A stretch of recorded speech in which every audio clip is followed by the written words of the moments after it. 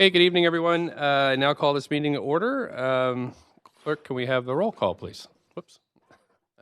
Gotcha. Yeah. I got it.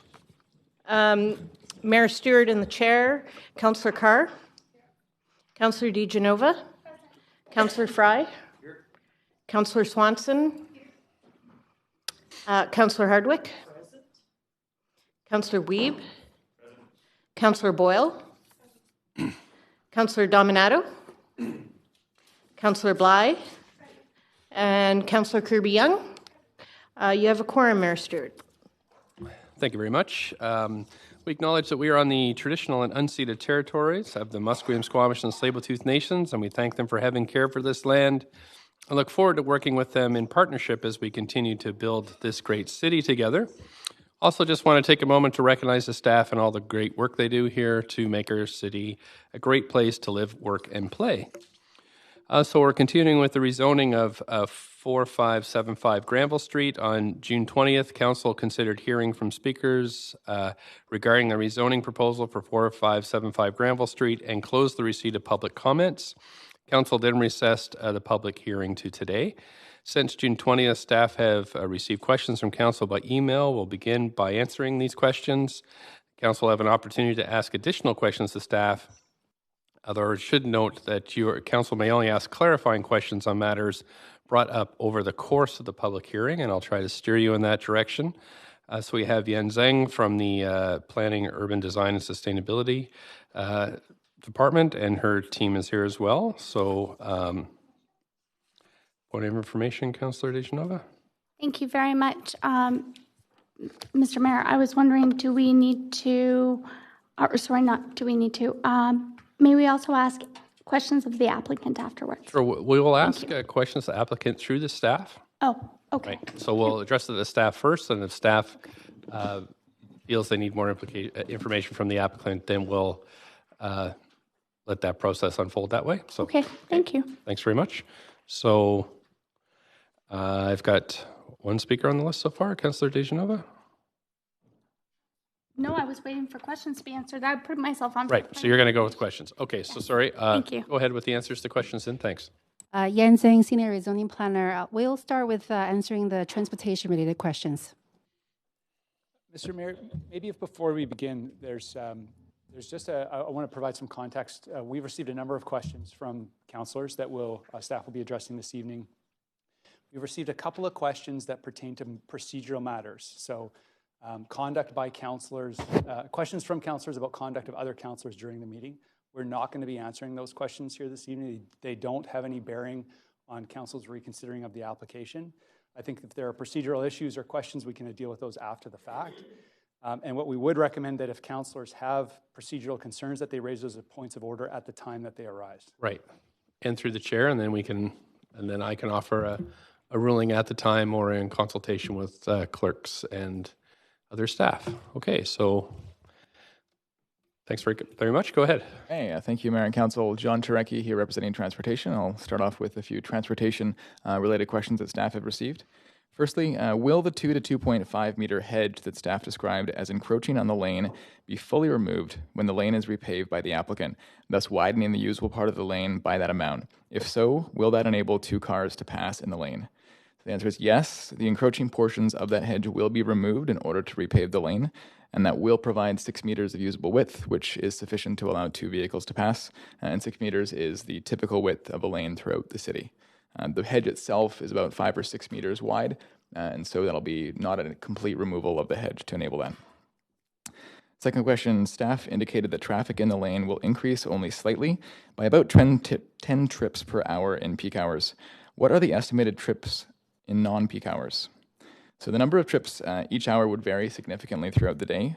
Based on a typical City of Vancouver mode share, we would estimate that between 50 and 70 trips would be generated over the course of the entire day. And just to clarify what that means, a vehicle entering and exiting the site would each count as a trip, which means that someone who, say, drives to work and back would actually be generating 2 trips doing this. Third question, does staff generally feel it to be, quote, fair that access to the road be given to some residents over others, including the hospice over multifamily residential? So transportation, our goal is to make sure that our streets and lanes maximize the public good in terms of people moving capacity, goods moving capacity, and where necessary, providing parking for vehicles and bicycles. Given this site, the generally low densities in this neighborhood, this site as well as the hospice, the low number of trips generated within this neighborhood, it is expected that the needs of all users can be accommodated within the lane without any need to prioritize one group over the other. Next question, could the proposed access to the alley have less traffic if some street parking was designated on Connet or adjacent streets for the townhouse development? It is generally not our practice to designate parking on public streets for a particular development. This creates challenges with managing that parking. And I'll note that parking on the adjacent streets on Connet and West 32nd and in the area is publicly available and permitted throughout the day, as well as overnight. And we do know that from other studies of similar kinds of developments that people often will choose to park on the street, regardless of whether or not there's parking available in their building, which means that the number of trips actually in the lane on a daily basis would likely be less than that 10 maximum. Did City of Vancouver staff know that the hospice staff members were parking on Connet Street, and did staff have knowledge that this would be the parking situation at the time of approving the conditional use? So the hospice, which is licensed as a community care facility, is actually meeting all of the parking requirements of the bylaw within its site. And because of this, when it came in for its application, we would have reviewed that, acknowledged that they were meeting their parking requirements, and typically there wouldn't have been any additional review as to what the parking situation is beyond that at that point. So there was no additional effort there. The alley, also called the lane behind the hospice, has been referred to several times by speakers. Do staff have concerns about this? Did the hospice share their concerns with staff about keeping the alley calm when they applied for their license or applied for the conditional use they currently operate under? So staff do not have concerns with the expected vehicle trips in the lane. The traffic volumes are expected to be quite low, generated by the new development. As well, we expect that the trips generated by the hospice are fairly low as well. And the distance that these vehicles would be using the lane is also quite short. Overall, we expect that the widening and repaving of the lane behind the proposed development, as noted in the conditions, is a sufficient action to mitigate the potential traffic or congestion concerns. What street would residents of the new development drive on to access the underground parking? Is it the lane? Answer, yes, the underground parking is accessed from the lane for this site. And finally, the last transportation question. Speakers have referred to the lane as a small lane with a 39-degree angle and then a 90-degree angle, but this is not on the model. So the bends in the lane are actually to the south of the site, outside of the area of the model, about 50 meters and 130 meters to the south of the site. But there are bends in the lane, that's correct. And I'll pass things over to Yan to answer some additional questions.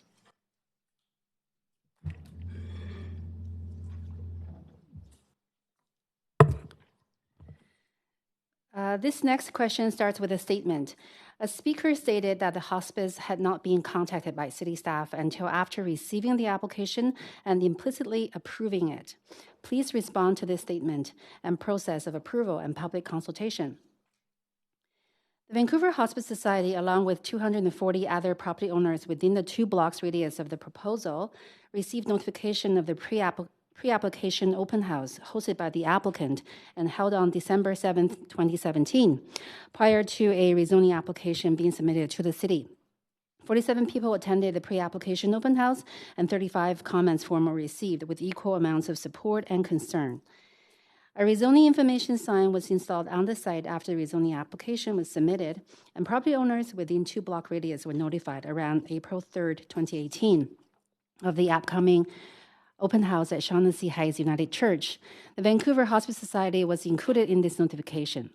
And following the open house, staff met with the Vancouver Hospice Society 3 times during the rezoning process, including a site visit to the hospice with the executive director and board director to discuss the project.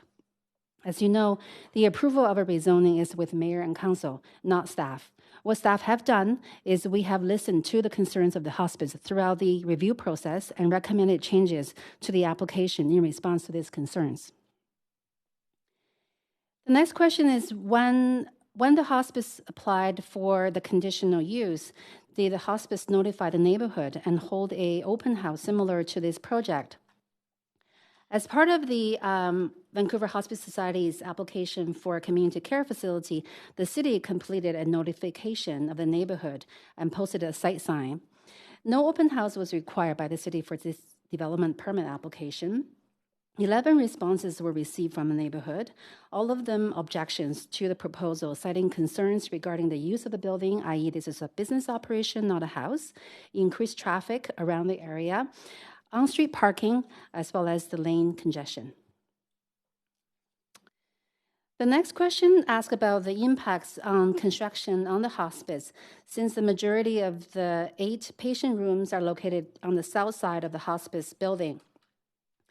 All patients' rooms are facing south and east, with the majority of them located on the southern half of the building, away from the northern end of the building where the common areas are located. There is a condition of approval to mitigate construction impacts on the entirety of the hospice building.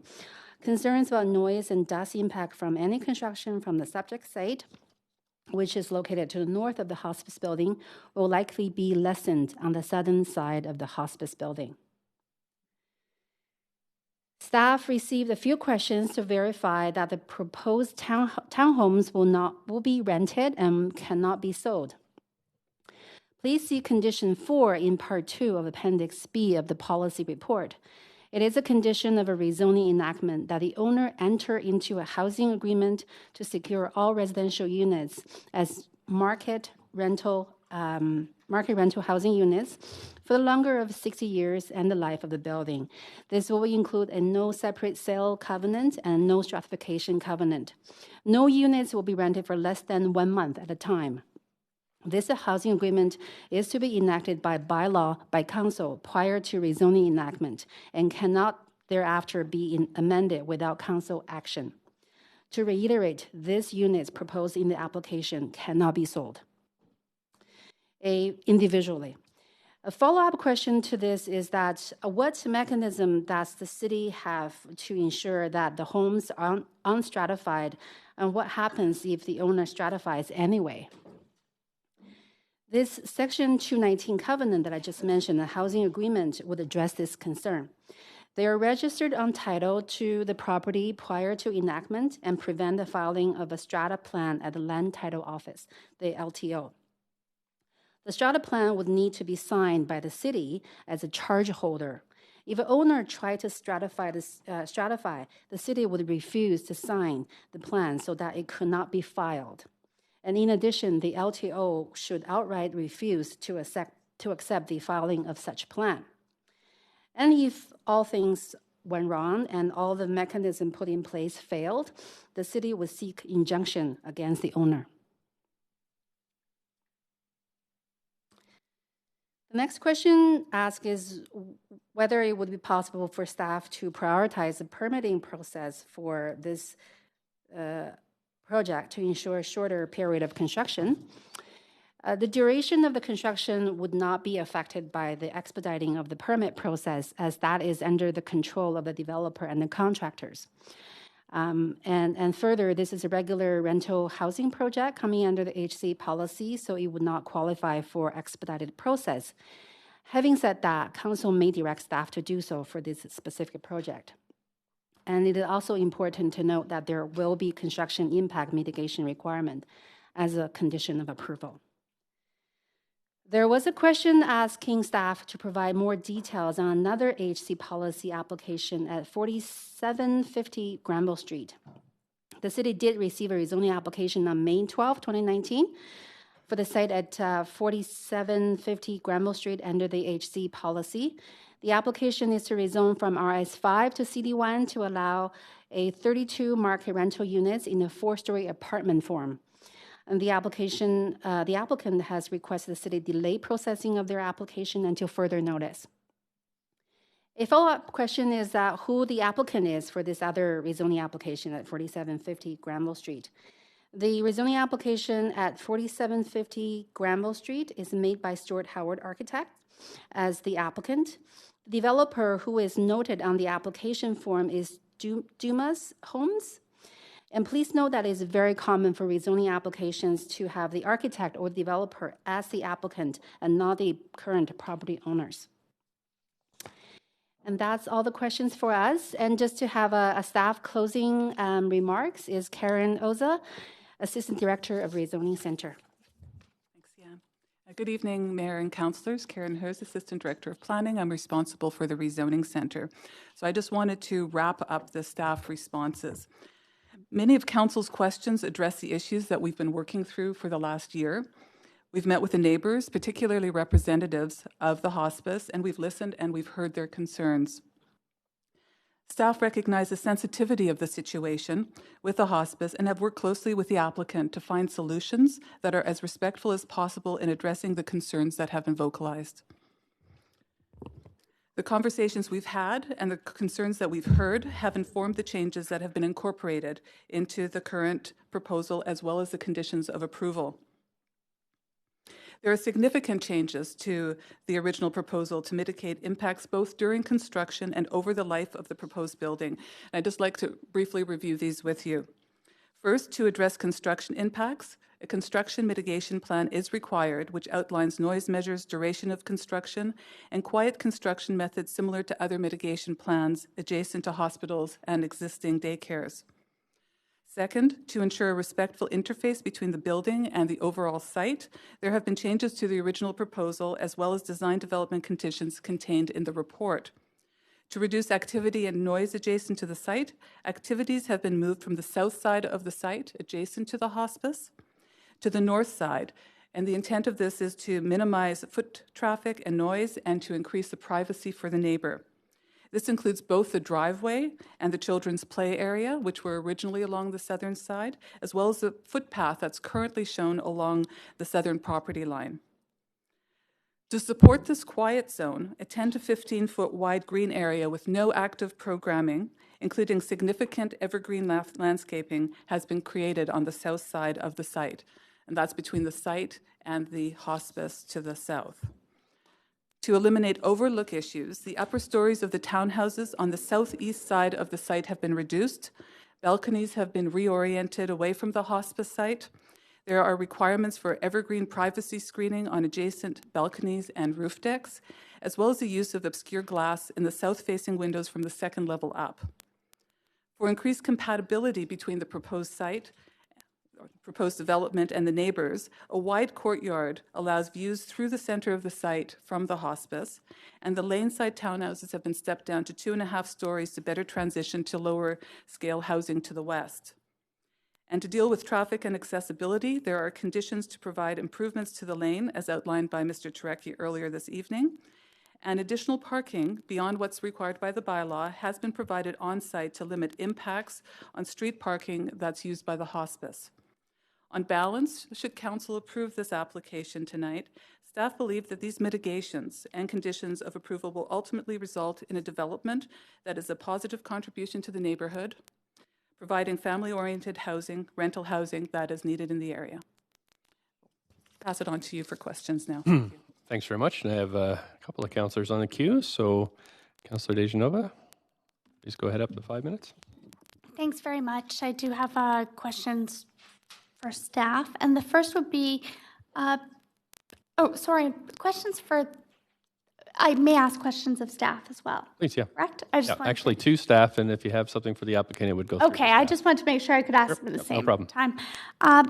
I'm just wondering if it would be something that could be considered, or more so if staff would recommend at all considering prioritizing, if this project were to move forward, prioritizing, or it's also called expediting the project, because it may minimize the disruption on the hospice next door.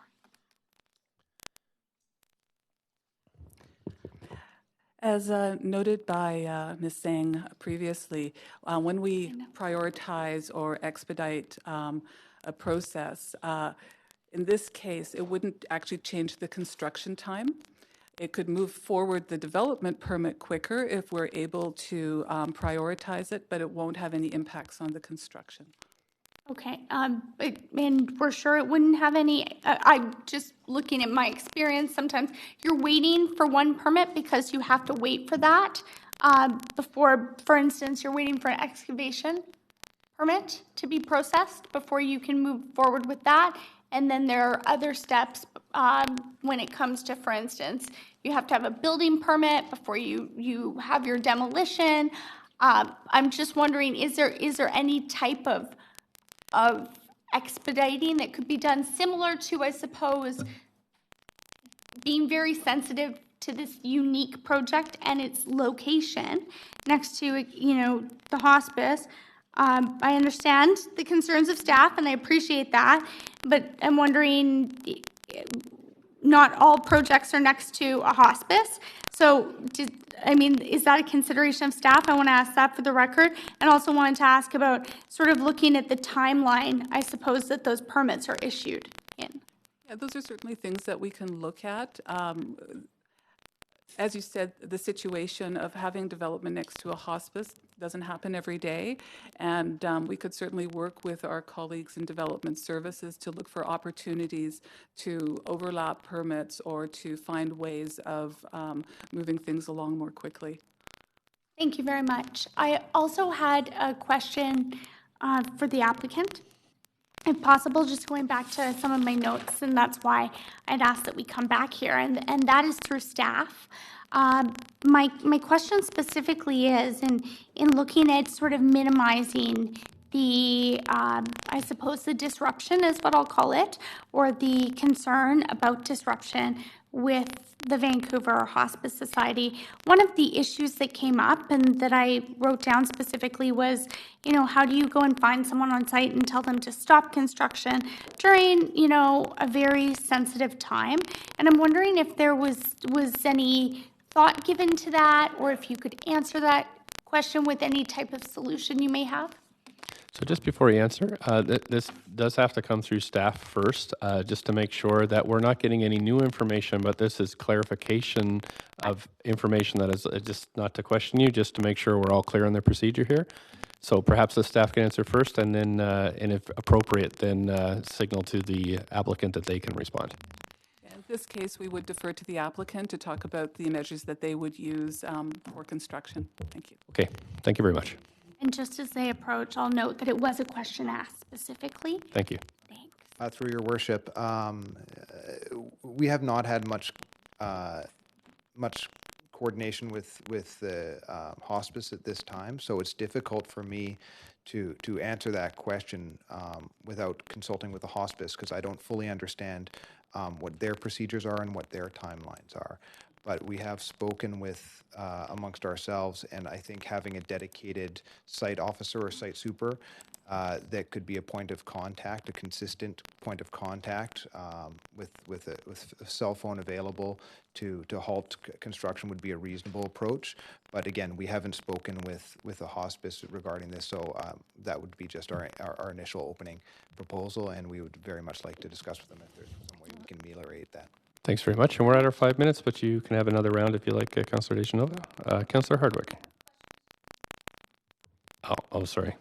Sorry, Mr. Mayor. I just wanted to add one addendum, and this isn't new information because it was brought up during the public hearing. Our project architect did note earlier that one of the ways construction impact could be shortened is with regard to the amount of parking. And that's something that has been driven predominantly by comments from the neighborhood. And the applicant is willing to reduce the parking, which would reduce the size of the hole, the timing of the construction, if council wants to go in that direction. Thanks very much. Councillor Hardwick, over to you, up to 5 minutes. This is a staff question following up on the question about 4750 Granville Street. You mentioned that you had the name of the architect, but not the property owner. The reason I'm asking the question is I wanted to confirm whether the property owner actually came to speak at the public hearing.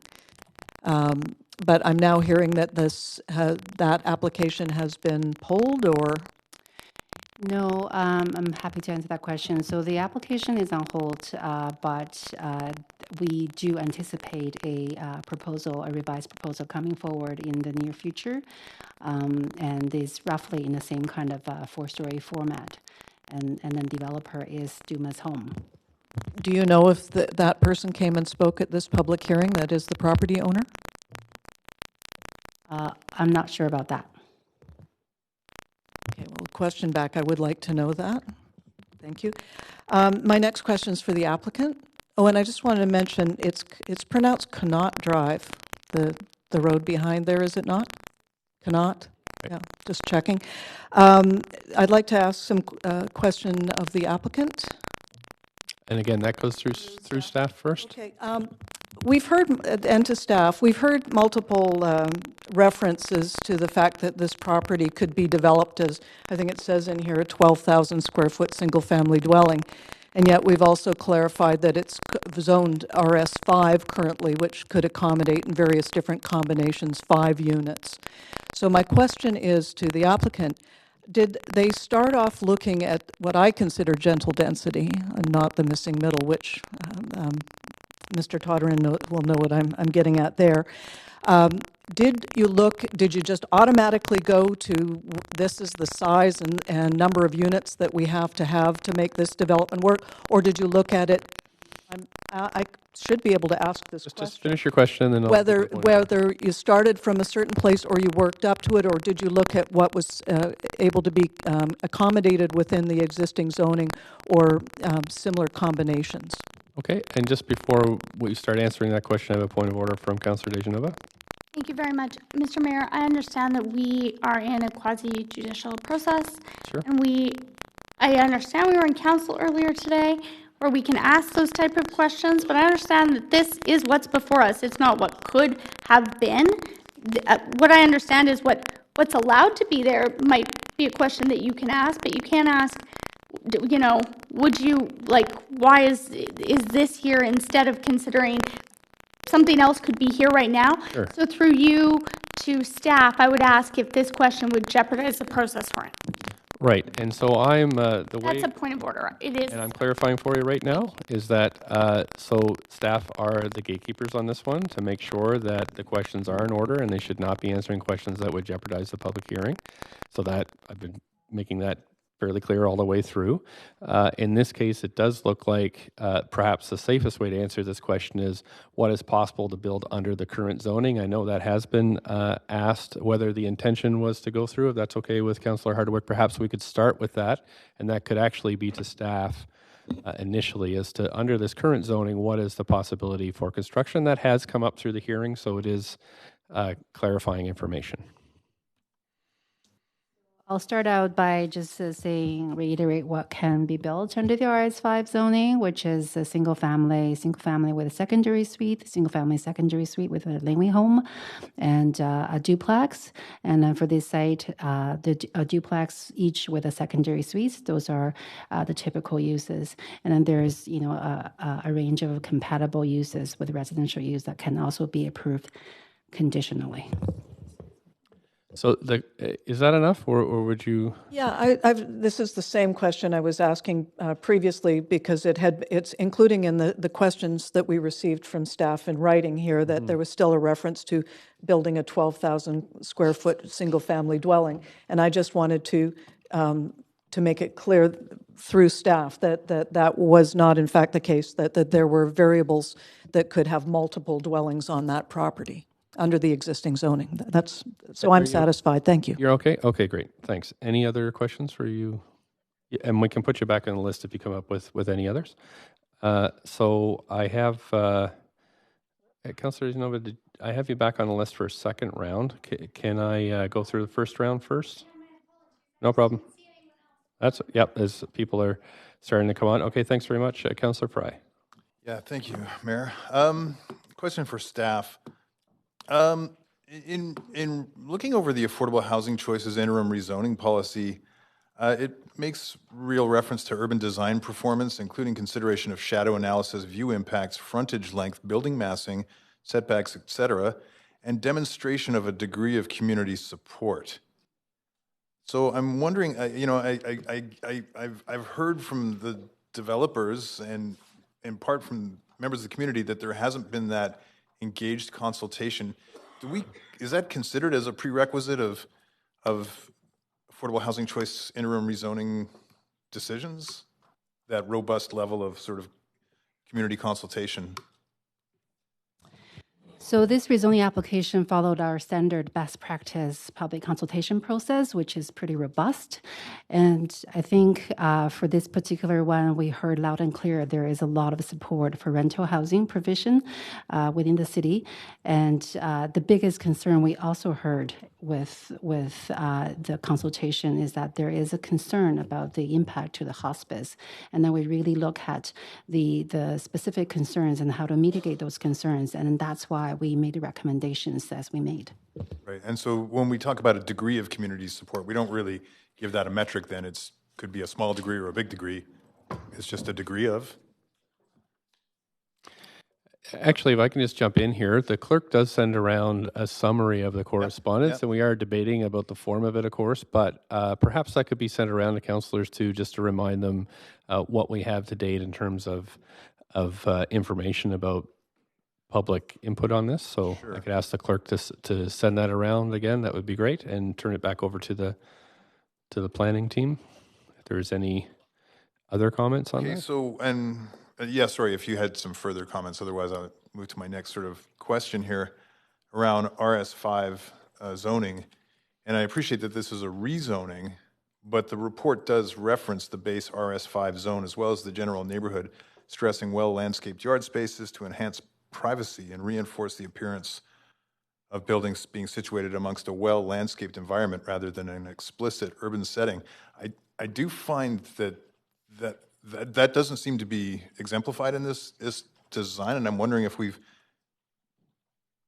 there's a comment on, does this meet the typical RS5? I haven't seen all RS5, obviously, but.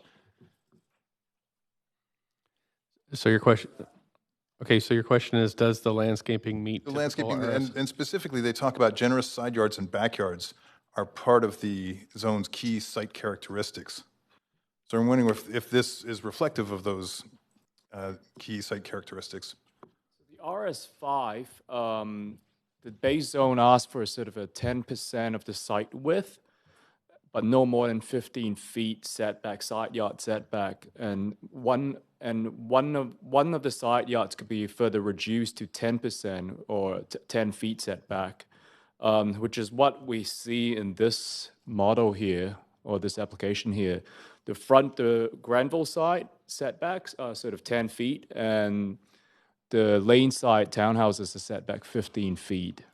So in that sense, it's sort of typical, like it follows in some sense what the RS5 side yard setbacks are, which will be the south setbacks. Okay. In some sense. Okay, I appreciate that. Lastly, I know the vernacular along that particular part of Granville Street tends to have a lot of big hedge frontages that are more sort of almost obscure, whatever. It's like a giant green tunnel coming down Granville Street there. Has there been any consideration to consider that kind of vernacular as opposed to what we're seeing here, which is a bit more of an open street fronting kind of build? The engineering also asks for some setbacks to the front, right? So there's a dedication to the front. So from the first set of design that when they came in through inquiry, the front row of townhouses have been moved back a few feet. Yeah, I was kind of really getting at the giant hedges you see along Granville Street in that particular area. It seems to be fairly common, and this seems to be a departure from that general character. That could be something that we could sort of like in design development explore. Okay. In terms of landscaping, how that could be sort of written into sort of landscape conditions. Okay, thank you. Yeah. Okay, thank you. Councillor Weed.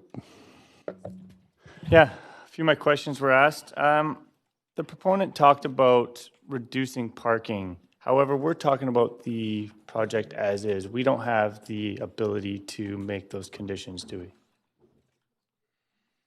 We don't. So as part of the CD1, it is possible to instate a particular parking requirement for the site. At this point, the CD1 proposed is as per bylaw, and so that would allow some flexibility there. If there was a desire to make that a more concrete supply, then that could be done. And what other changes would we allow to be made to the built form? I'd let Yan answer that question. If we're allowed to reduce parking, are we allowed to make other changes to the built form?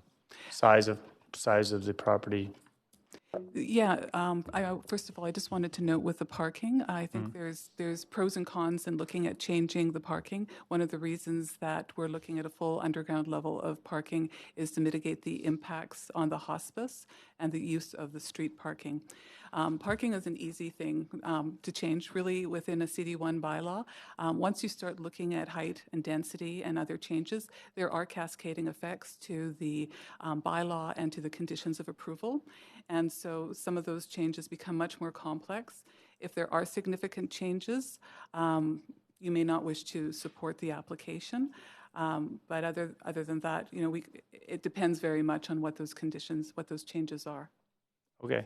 And then one of the other things that I'm having trouble with is most of the proposal in front of us is one building in the model as well. However, there's significant changes to the final appendix of what the building looks like, and they're not reflected in a lot of the diagrams or the model in front of us. So the 15-foot setback quiet zone, would that retain the current hedge that's between the hospice and this building, or would that hedge be coming down? Like, there's a lot of when I look at the model and we look at a lot of the diagrams, they're all the old version, and so it's difficult to really see how this would work and complement with the hospice. Right. When we go through the application process, we don't typically have multiple revisions. If we can address things through design development conditions, we do that, and those design development conditions then give the direction for the development permit. I'm just going to check with staff about the hedge. I'm not sure about that detail.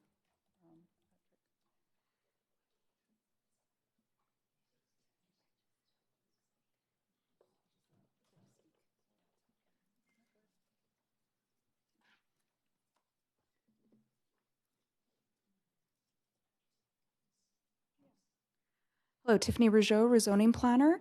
There are no bylaw trees currently on site, but there is a hedge on the hospice site, and any trees, hedges that are on the adjacent site have been retained through the development and the form of development conditions.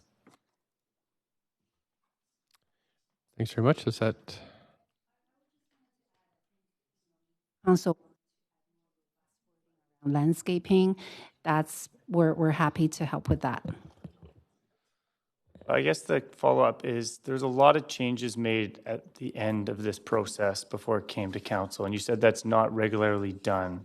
Can you explain why it was done in this sense and not normally done, and why maybe the public hearing wasn't moved a little bit later until all those were kind of dealt with and a new model was put forward and the real designs were given to the public? And because I hear there's still changes where the bathroom was flipped over and there's other things that I don't see on any of the diagrams that I just have to picture. And I find that's difficult for us to make decisions on without actually seeing the concrete visual effects of what that would look like to the community.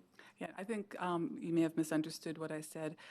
It is typical for us to come forward with design development conditions that result in changes to the development at the development permit stage. So you would not see those changes. You will often see revisions come forward when there are significant changes that impact the density and the height and the form of development in a more significant way. In these cases, they're changes that can be accommodated without changes to the CD1 bylaw. And that's really what we look at. Would the bylaw that we put forward, will that be able to stand with the changes that are made, or would it require changes?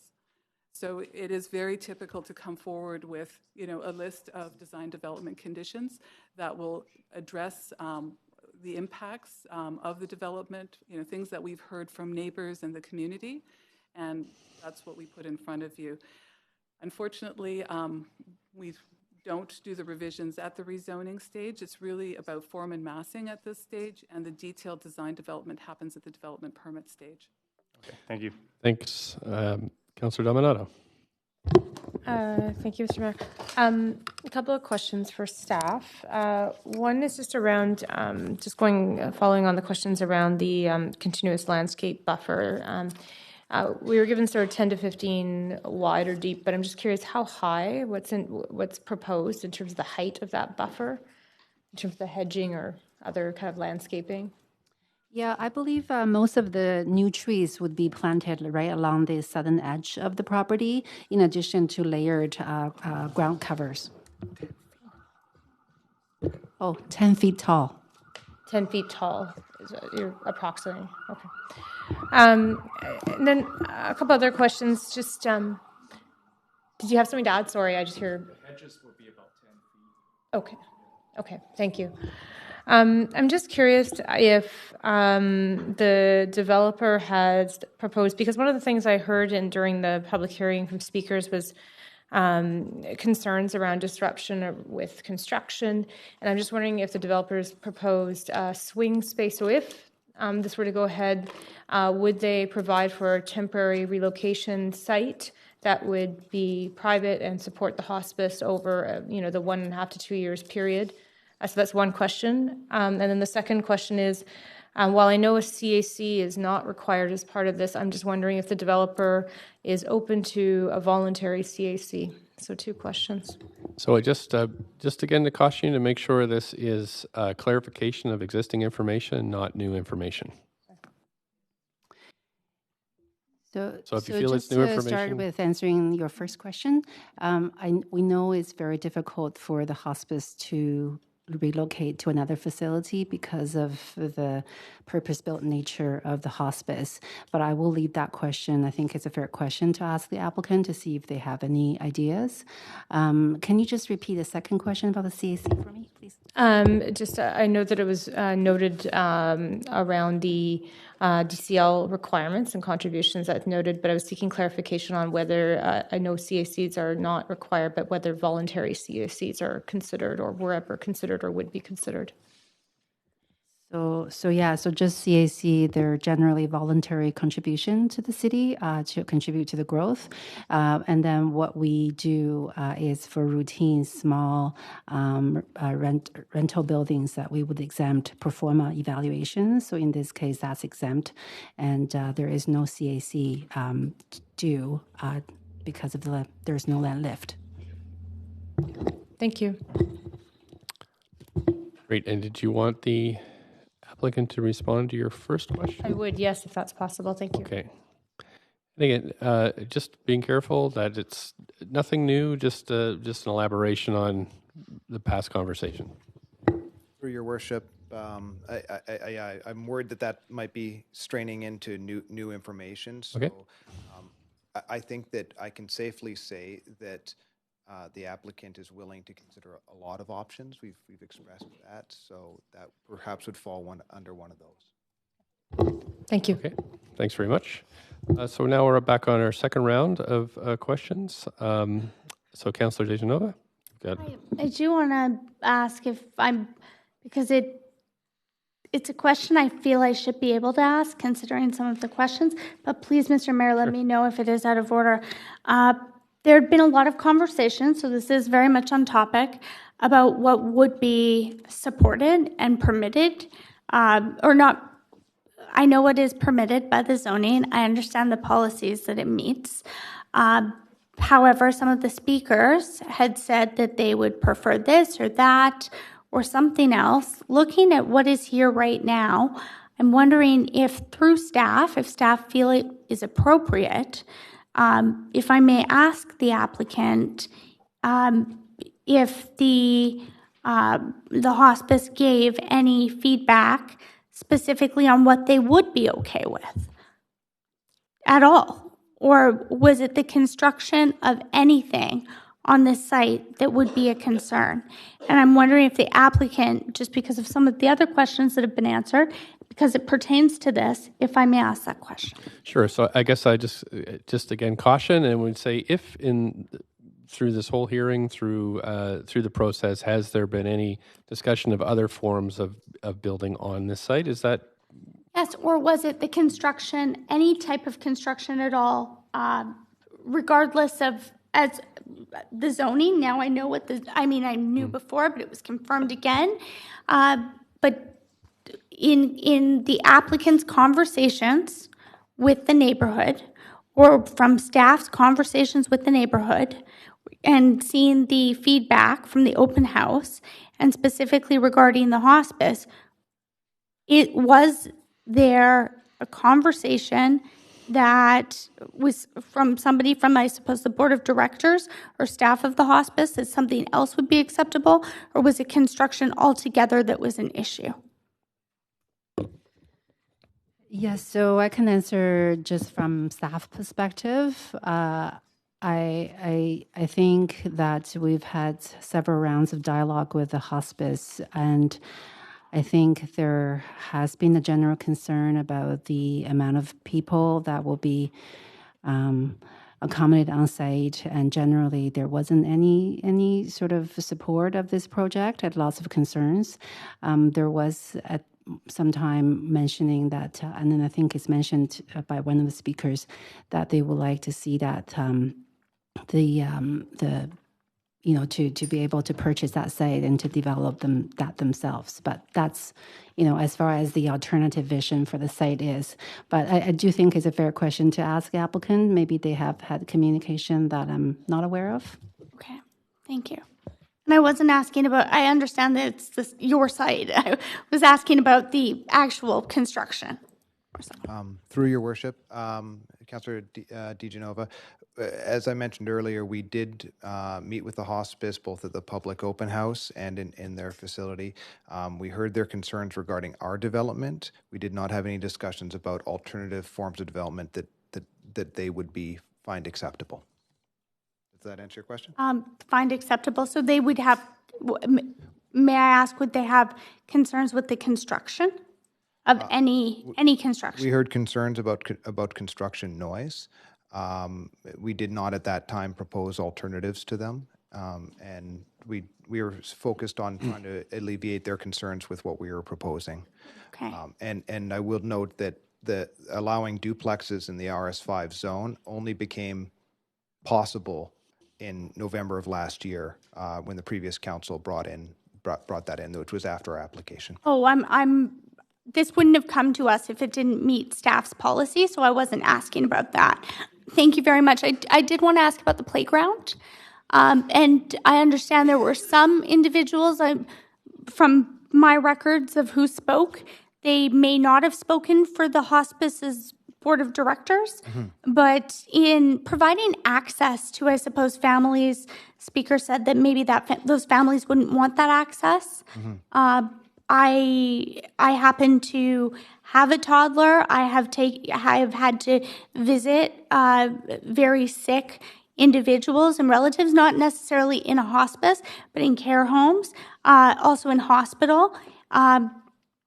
And I find that sometimes that energy is a little too much, so I have to find a place for that energy to be let out. I'm just wondering, did you hear from at all that would be something they would be interested in? And is there access to the play space, or could there be access granted to the play space, to playground? I'm not sure what exactly. I know it's the children's play area, to the hospice. Yeah. Could that be a possibility? Yeah. Through your worship, as I mentioned in the public hearing, we moved the playground to the north of the project based on information that we received from staff. Throughout the public hearing, we did hear the idea that it could possibly be moved back and shared, or left where it is and shared. And as I mentioned before, I think that's a really nice poetic way to sort of connect these two uses. But yeah, we did. We have not decided yet on that. It really was a response to concerns that we heard locating where it is. I did have one follow-up, So but I'll put myself back on. Yeah. Okay. Thank you. Councillor Hardwick? I'd like to talk to staff again, specifically starting with the Affordable Housing Choices interim rezoning policy. Sparked by Councillor Fry's earlier question, it lays out the location and form of development subject to urban design performance, including a set of variables, and demonstration of a degree of community support. I'd like to talk further about what constitutes a demonstration of a degree of community support. if what we are basing our assessment of community support is on the summary of correspondence, I'd suggest that that is inadequate. But my question then is, what are we using to determine community support? Are we defining it by the people that are in the area, or are we broadly categorizing people in community? Because I sat through all these public hearings and I've reviewed all of the data, and I cannot come to the conclusion that there has been a demonstration of degree of community support in this application. And I would like you to show me where I'm getting that wrong.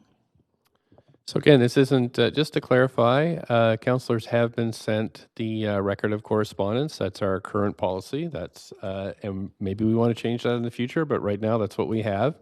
With, it states that there's 300 letters or emails in support, 310 opposed, and 12 on other matters. And the link is there for all councillors to see. Again, that's under the current policy and current approach. We may want to change that in the future, but that's what we have to deal with. Well, that's what we're seeing here today. Right, and now we're going to go But there was a process that staff went through, and this would have been one of the criteria, that's right. I'm just moving right? to that, Councillor Hardwick. And so just asking for staff to follow up on your question, if there's any additional details you can provide. Thank you. So I think staff certainly welcome comments from everybody who work and live in the city, not just in the neighborhood. And if we are not counting the form letter and then the petition, we're looking at roughly 50-50, 50 support and 50 in opposition. Was the concept of neighborliness taken into consideration in evaluating this design? Yes, I would say the neighborliness comes with form and density and scale transition, as well as compatibility of use. Yes. Compatibility of use. Could you elaborate on that, please? So, as I said, I think community care facility is a permitted conditional use under the RS5 zoning. So they are compatible with residential use, and provided that they are they're not causing the undue impact with the surrounding homes. So in this case, we're looking at the other way around. We're looking at a residential use compatible with the hospice use. So I would say the use are compatible. Well, wouldn't you say that the hospice is indeed a pre-existing condition to which the new development would need to respond? I would agree, yeah. I would also like just to answer earlier question from Councillor Hardwick, is that I think you asked about whether the property owners of the other HCRP application at 4750 Granville Street have spoken to council on this application. And as I said, both the applicant and then developer have not spoken to council. And now I can confirm that the registered owners on title of 4750 have not spoken to council as well.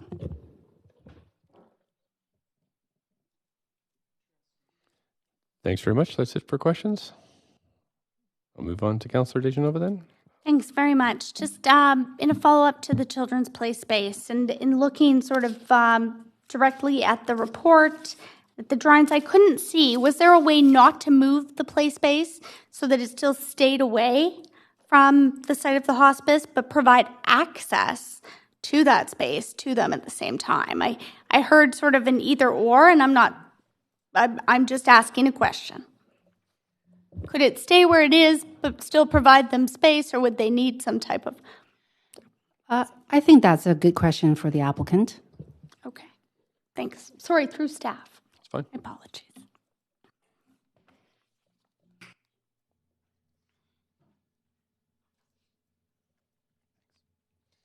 Through your worship, yes, I believe it would be possible to accommodate some sort of connection to the playground where it is to the hospice. There would again be some sort of, we would have to look at it about the best way of accessing and such. And I'm sure the hospice would like some privacy, but I think it could be accommodated where it is, or it could be relocated as previously mentioned. Okay, thank you. And another question, perhaps for the applicant, I'm going to ask for staff. Of course, I look at the different policies that this meets, affordable housing choices for the interim rezoning policy, rental incentive guidelines, Arbutus Ridge, Carrisdale, Shaughnessy Community Vision, the RS5 design guidelines, family room, housing mix policy, the high density housing for families with children guidelines, Housing Vancouver strategy, green buildings policy for rezonings, community amenity contributions through rezoning, zero emissions building plan, renewable city strategy, and the urban forest strategy. I was wondering if it would be possible to ask the applicant if they could provide, just in knowing that all of the money that or the funds that have already been spent on the designs and the drawings that have gotten us here, I was hoping to know how much had been spent to date on the project.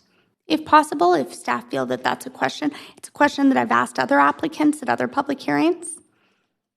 I mean, and if that's not an appropriate question, perhaps staff could maybe walk me through what type of work has been done to get here.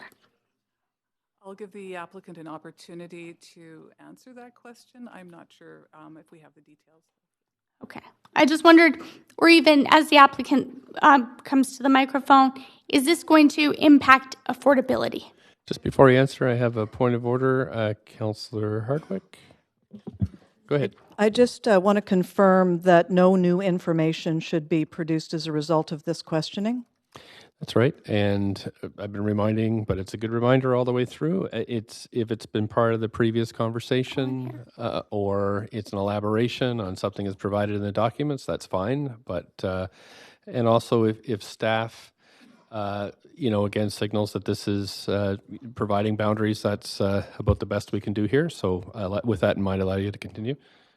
Thank you, Your Worship. And through Your Worship, I believe the amount of money that has been spent on this application would constitute new information. So I'm afraid I can't do that. I can speak to we have spoken about the process that we've engaged, and perhaps that would help you. Thank you. I was looking at my notes. My apologies. Yes. Yeah. The process for the amount of work that's been completed. Yeah, it's been a 2-year process to get here, as I previously mentioned. We have from our initial meetings with the client, met several times, gone back and forth in terms of form of development and considering the neighbors and the community at large and the policy. We've engaged in a developer-hosted public information meeting. We've also gone door to door to a lot of the surrounding neighbors before even the public information meeting. We've also engaged in a city-hosted public information meeting. We've hired a very fine model maker to create the model that you see before you, and of course all of the boards that you see there. But it has been quite a robust, long process to get to where we are today. Okay. So without any specifics, that's sort of the gist, I think. Thank you. Thank you very much. And one last question to staff that I had written down here also is that a speaker did say that they went to an open house and they didn't have an opportunity to speak to staff there. It's my understanding that staff do attend open houses. I'm wondering if it is the case that staff were present at the open house as per the regular policy, and if there was an opportunity to speak to staff about the process there as to how they could go on record with their comments. Yes, so for the open house, we had 10 staff person attending. So we covered a room. I think it was a very well attended open house. So in the case where we wouldn't be able to have the time to engage in a more in-depth conversation, we follow up with people after the open house. Thank you very much. Thank you. On to Councillor Dominato, and there seems to be some problem with the mics, Clerk. Is that, I think, Councillor Bly, did you want to speak? You go ahead, Councillor Dominato, and I'll try to work out this glitch we've got here. Thank you, Mr. Marin. It's a question to staff, and I don't think it's new information. I'm just seeking some clarification on the interim rezoning policy, so I'm hoping that wouldn't be considered new information, but it's just around Section 2 of that policy, location and form of development.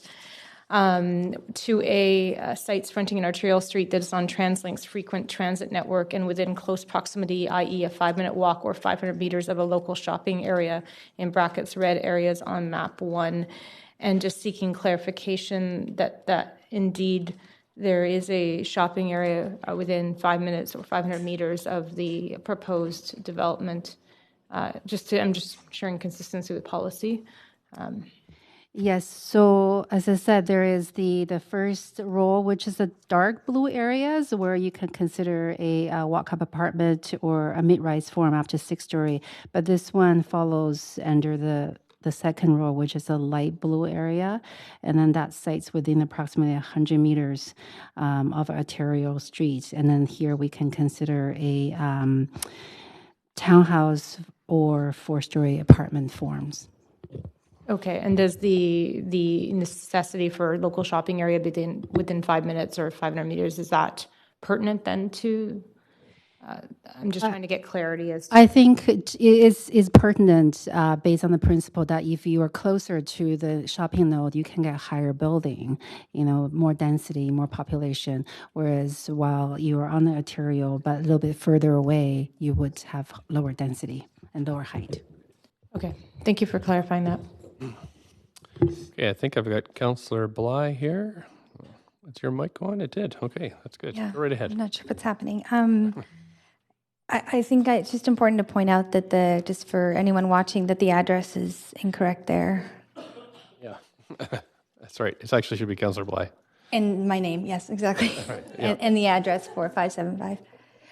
Okay, I have a question through staff to the applicant. I wonder if you could articulate for us, well, the first question is to just remind me what year you took possession of the property. Yes, please go ahead and answer that question. Yeah, thank you. Sorry, let's turn on your mic here. There you go. Through your worship. I believe, just in consulting with my client, they took possession of the property in 2011. And second question is, what considerations? I mean, sort of dovetailing off the adjustment made to the plan in terms of where the parkade entrance would be located, the playground. But were there any considerations done in advance around design, knowing that the hospice was already in place? I'm just curious if you had taken that into consideration in your first sort of iteration of plans and drawings. Again, we don't want any new information. So through your worship, I believe that strains a little bit towards new information. I did mention before that we located originally the driveway on the south side adjacent to what we saw as their parking and their loading. So yeah, typically that's where I locate a lot of parking and loading is adjacent to other parking and loading because it typically is compatible. Although in this case, once we understood their concerns, we saw that it wasn't. Just one addition, Mr. Mayor, through you. The applicant has just suggested to me that one of the main initial conditions, and this is not new information because it was brought up, is that because of the sensitivity of the context, that's why they decided they didn't want to go for a 4-story apartment approach, which was allowable under the policy. And it's one of many reasons they opted to do a 3-story stacked townhouse approach, family-oriented, instead of a 4-story apartment approach. Because, sorry, could you just clarify what? I don't want to make assumptions. A 4-story apartment approach would be more units, it would have more parking, it would have greater height, it would have more overlook, and it would have ultimately more construction impact. The greater height is like half a story, right? Okay. Yes, but that is not insignificant. Well, that's, yeah, okay. Thank you. Is that okay? Are you finished? That's it. Okay. So I don't see any other questions on the queue. Does anybody else have any questions they'd like to ask?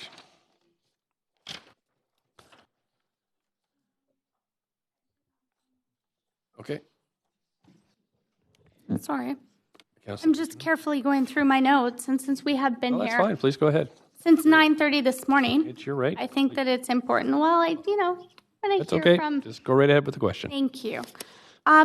In the policies that I had mentioned before, and understanding from last term also, that townhomes are, I believe I think it was 2 years ago in 2017, there was 12 new townhomes on the market for all of the city of Vancouver. And I believe I provided staff with those stats. And that was throughout the whole city, not just in one neighborhood. I'm just wondering, is this a neighborhood where we are seeing a high demand for family housing and townhomes? And do we feel that this will not only contribute significantly to this, but I'm looking at our family housing policies as well to meet the targets the council has set before us in moving forward, understanding that townhomes are definitely, usually in a townhome development, you'll see less than you would in a multifamily residential, just of condominiums or that were mixed in row homes and condominiums or rental. But also looking at the fact that this is rental, do we see many rental townhomes in the neighborhood? And do we know the vacancy rate of townhomes in this neighborhood for staff? Yes, I would like to provide an answer, but first I just wanted to provide a correction to my previous answer. And it was brought to my attention that the owner of 4750 Granville Street actually did show up late and then spoke to mayor and council. There is no legal implication, but I just wanted to make that correction. And I'll answer a question about the rental housing. I think townhouse is already very rare in Vancouver in terms of provision of family housing, alternative single family, and rental townhouse is even more rare. I think it's like the unicorn of rental of Vancouver's rental market. And if you are looking at from 16th Avenue all the way down to Marpole, along this stretch of Granville Street, the number of purpose-built rental housing stock in this area is 0. So there is no vacancy to speak of. Thank you. Anything else, Councillor DeGenova? Yes. Also, can you just? I did want to ask a question about this. Also, are we talking about rental? I mean, is there any provisions for rental in townhomes moving forward? Do we see any? Usually we'll see rental 100 buildings and they won't necessarily be townhomes.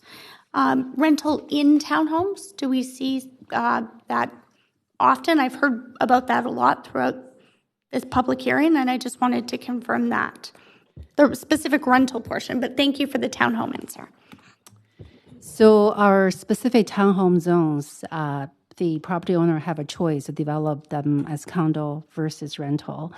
With our rental 100 program, ACRP, you do get the occasional rental townhomes. Thank you very much. Thank you. I just have one question, and perhaps through you to the applicant, is if you could just remind me what the major changes were to accommodate the hospice. So I don't need all the minor stuff, but I know the playground has been moved or proposed to be moved. Can you just give me a list of what's been done to accommodate the inconvenience to the hospice? Yes, I'll let the applicant answer that question.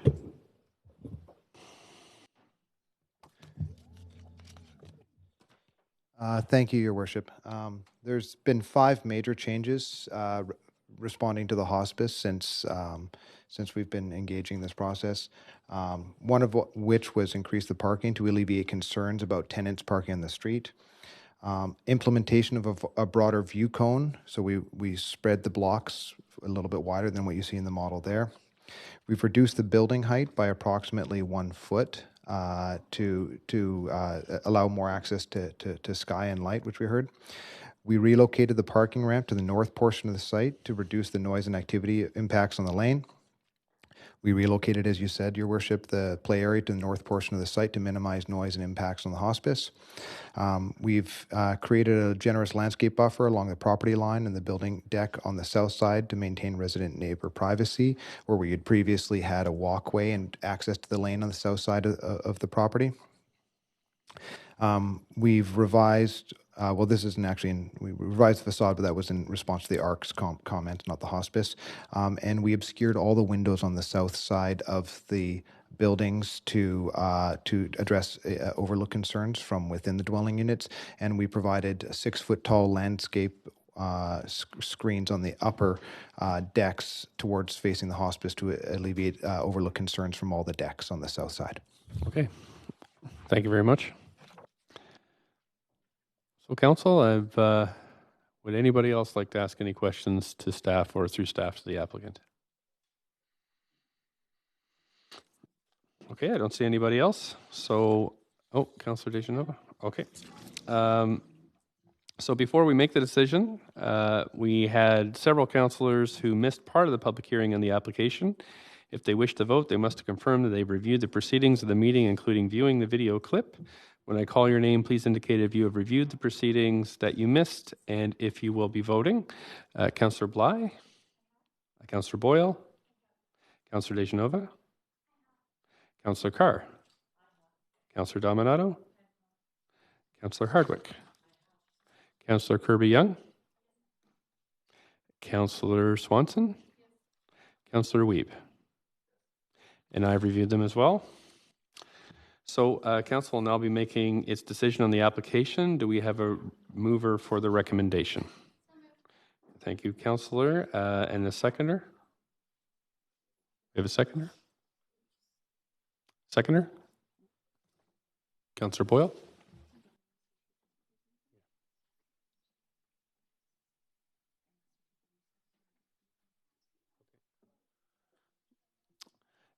Just before we move ahead, Councillor Dominato, can I ask you how much of the proceedings do you have left to review?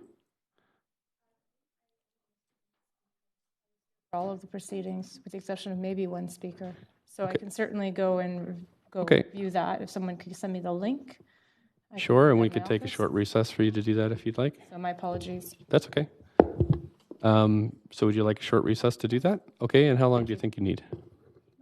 I think it was only 3 or 5 minutes. Okay, so let's give you 10. Let's give you 10 minutes to be certain, and we'll send you the link to make sure you can review it. Okay, so I need a motion to recess.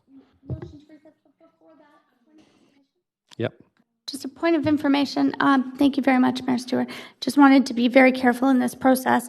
I also had sent in an amendment to the clerk that I'd like to include as amended language in the recommendations. Thank you. Okay, so you'd like to move. I'd like to move the recommendations with amended language. Okay. I didn't want to leave that hanging as I was on the queue, but I'm happy to move recess for 10 minutes. Yep.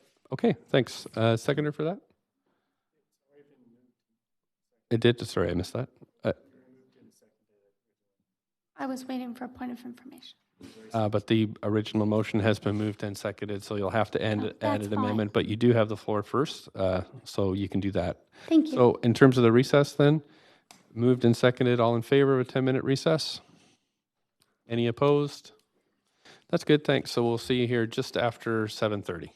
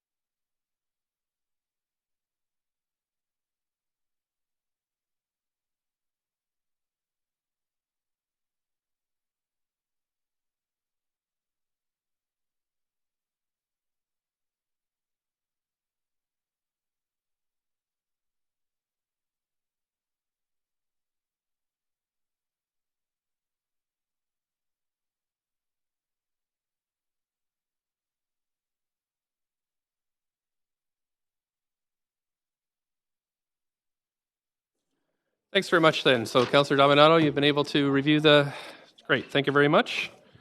So, the motion has been, the report's been moved and it's been seconded, and we have Councillor Dejanova in the queue for debate. Thank you. Thank you very much. And I did want to make an amendment to this, as I didn't move amended language in time, so I'll wait until that comes up on the screen.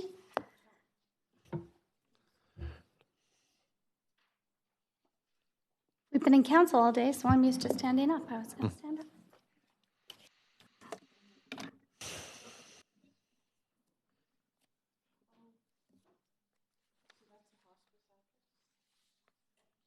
Oh, yes, it is. And it's my understanding it's been to staff as well.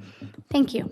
So the amendment clearly states the council affirms support for development and planning staff to work with the applicant to achieve the best possible communication to support the shortest practical timeline for any permits and construction within the current process to minimize the disruption that may be experienced by the Vancouver Hospice Society located at 4615 Granville Street.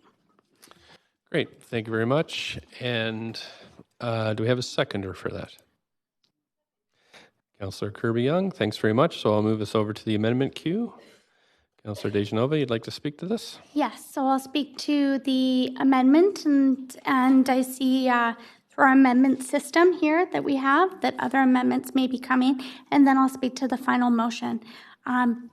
I definitely see that our staff have spent a lot of work or a lot of time in their recommendations and in moving forward with this very thoughtfully written report with a list of the different policies here at the City of Vancouver that this meets.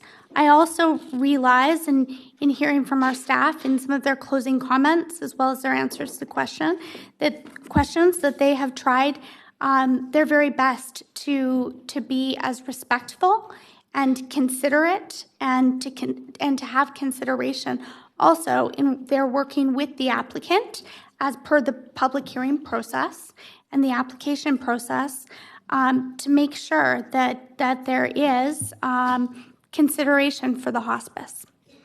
I'm moving this amendment, and in just talking about this amendment, I believe that the wording and the language, and I appreciate that law has looked at this, it's my understanding, and I sent it through to our deputy city manager to make sure of that. So the language specifically talks about not giving this applicant any privilege that another applicant wouldn't have, but making sure that we're practical about the process to make sure that if this does move forward and this motion passes, that the least amount of disruption that could possibly occur to the Vancouver Hospice Society would be the case. Also, looking at the construction process with them, having the oversight of our staff, I feel very confident that that may be helpful. That was a question that I asked of speakers throughout, and people felt differently about it. However, it was my understanding from specific speakers that could be seen as an option. Also, in hearing from our staff and using the word practical, that this is practical. This isn't about expediting a process. This is about prioritizing within the guidelines of the permit process and the construction. I understand that there may be another amendment coming forward that may address some of the other issues that I was planning on maybe addressing in another amendment. But knowing that that's coming, I'll leave it at that. And I think that this certainly, I would hope, would minimize any disruption on the Vancouver Hospice Society. I'd also just like to take a moment as I close on this amendment to thank each and every individual, including speakers, but also those who have come in support or in opposition to this and spent your time here with us. Thank you for participating in the process and taking time out of your other activities. Thank you. Councillor Carr. Yes, thanks, Mr. Mayor. I'm going to do an amendment to the amendment. Okay.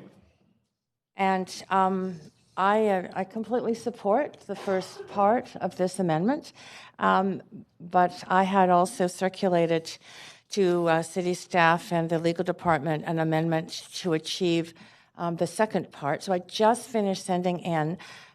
You've got staff, you've got the language that I had sent to you earlier regarding this, which was to seek a good neighbor agreement.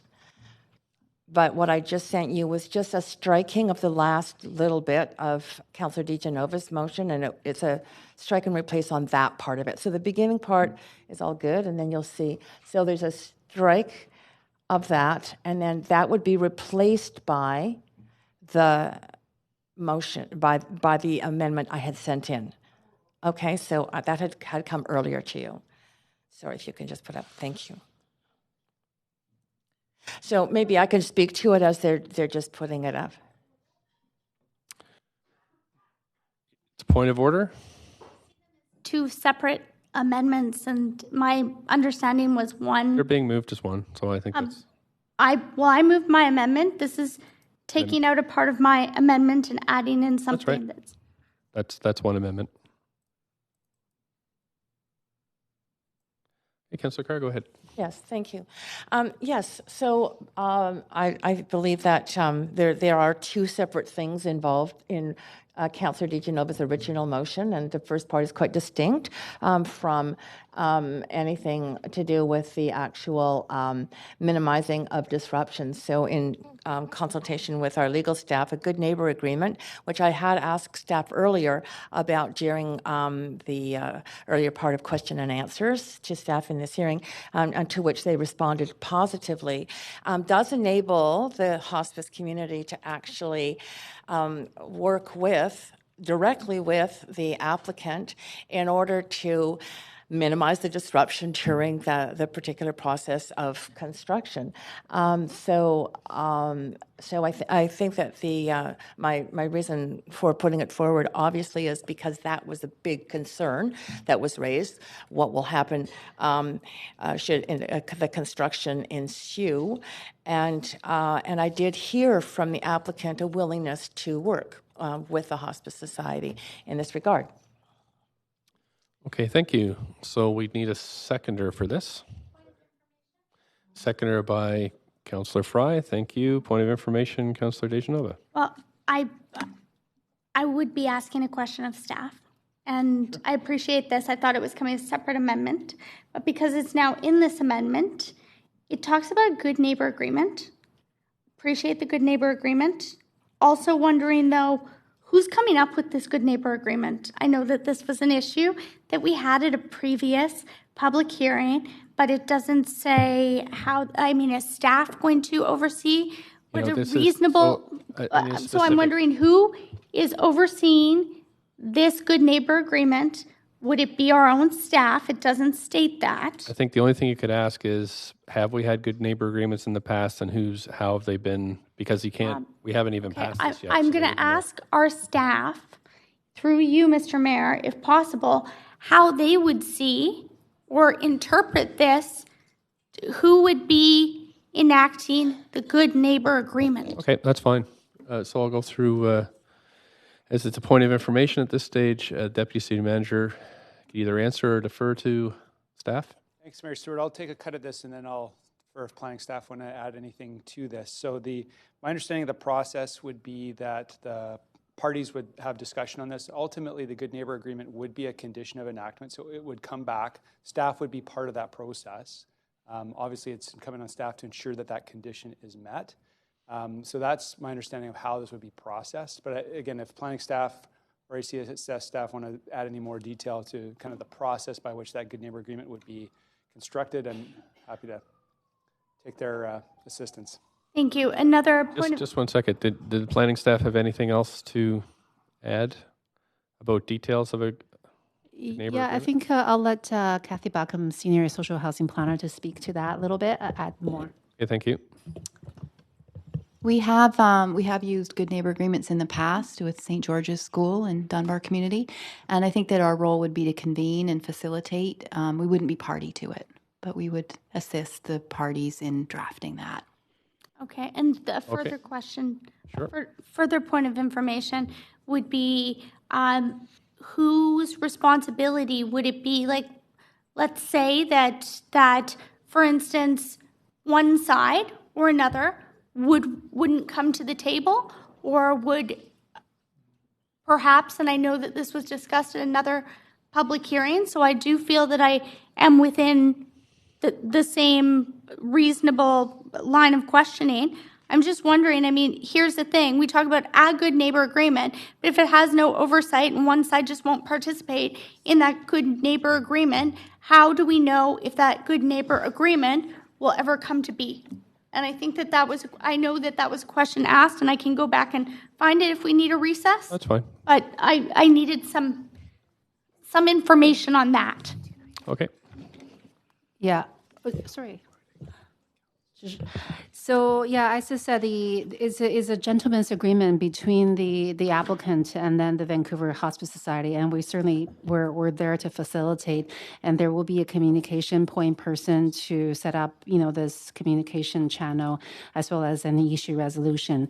I think if council wishes, in cases where it's very important that city is party to the Good Neighbor Agreement, we have done Section 219 covenant, and that will be part of the legal enactment condition, and then the Good Neighbor Agreement is registered on title. Okay. Any other questions, Councillor Dejanova? Not. Okay. I still didn't get my first question answered. I'm sorry, Mr. Which Mayor. was? Which is, if one side would not come to the table at all, what would the outcome be? So I don't want to suppose which side it would be, but in talking about a situation where one side just won't come to the table in a good neighbor agreement, can this project not move forward? I have a concern. And I'm not sure if we'd maybe need to take a legal recess. I think I would like to seek legal counsel on this question. Mr. Mayor, we do have access to legal counsel, so I can take that offline. If council wants to proceed, we can come back and answer that question. Okay, so I'll move for a recess. How long do you think you'll need for that? Okay, for 5 minutes. But before you move to legal counsel, there may be additional questions people have about this. And so I would entertain, beyond the questions that have been asked by Councillor Dejanova, I would also, examples would be helpful where past neighbor agreements have worked and also not worked. So past experience would help inform me. I'm new to this, and lots of other councils are as well. So, in that case, Mayor Stewart, maybe we could take 10 minutes. Okay, so we'll need. And another question you'd like to add on to that, Councillor Dejanova?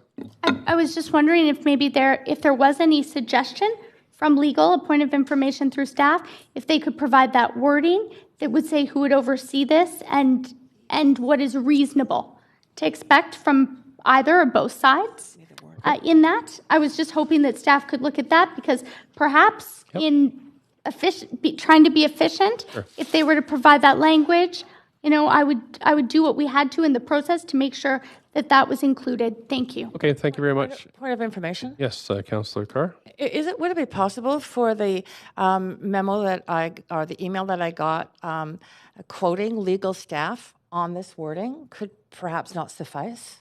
Be circulated? It could inform, but there has been a specific point of information, and now we have. But I think that would probably be useful to attach to the information that's sent to council.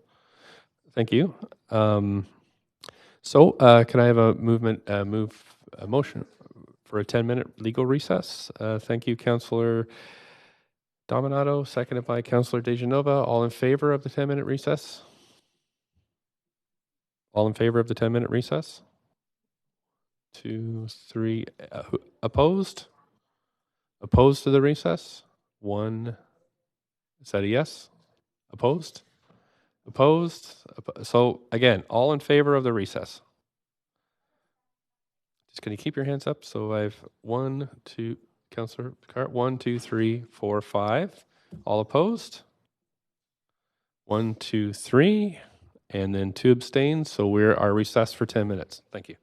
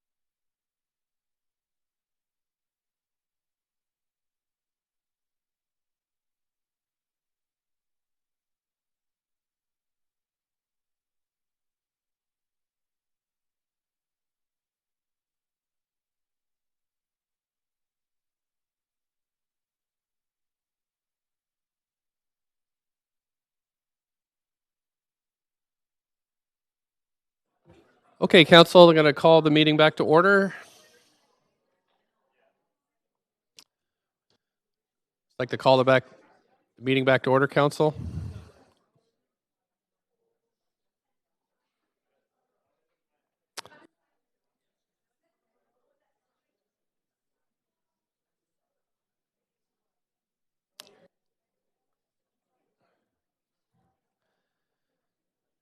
Just calling the meeting back to order. Great.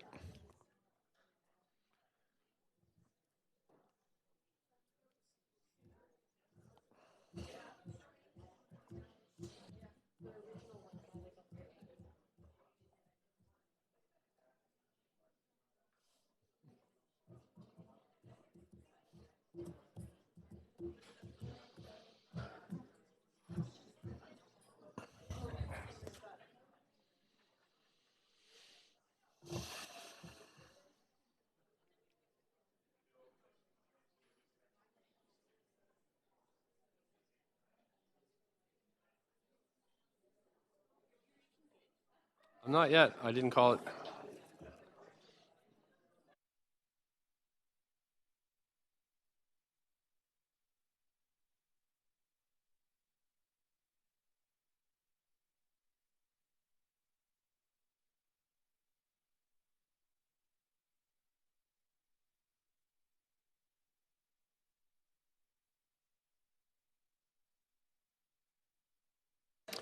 Okay, Council. Although not all councillors are here, we'll just proceed with the information from the Deputy City Manager. Thanks, Mayor Stewart. So the question that was posed, as we understand, is a practical question, which is what happens in the circumstance? So the requirement for a good neighbor, if we understand the motion would be established as a condition of enactment. What happens in the circumstance that the two parties can't agree on the good neighbor agreement? So in that instance, what would happen? It would not be possible for enactment to proceed without that condition met. Staff would be in a position of coming back to council and advising council on that. And council would have an opportunity at that point in time to vary or waive that condition. Obviously, staff could provide additional context around what has gone on to that point. So that's how we would see that being dealt with in that particular circumstance where the two parties can't agree on a good neighbor agreement. I think Kathy Buckham can speak further to examples where the city has used good neighbor agreements, so maybe I would defer to her. Okay. On that. Great. Thanks very much. Go ahead. So I spoke earlier about the example of St. George's and neighbors, the senior school in Dunbar, and that good neighbor agreement was crafted in 2004. The planning department facilitated that.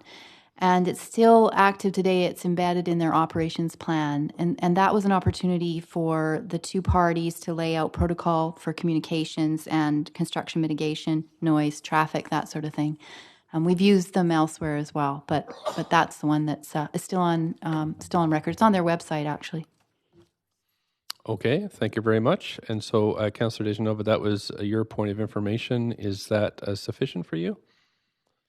Yes, it is sufficient to understanding that if a good neighbor agreement couldn't be reached right now and that it was between these two parties, that it wouldn't be enacted. So there would be no oversight to that, is my understanding. I'm just wondering if I could follow up to the example just given.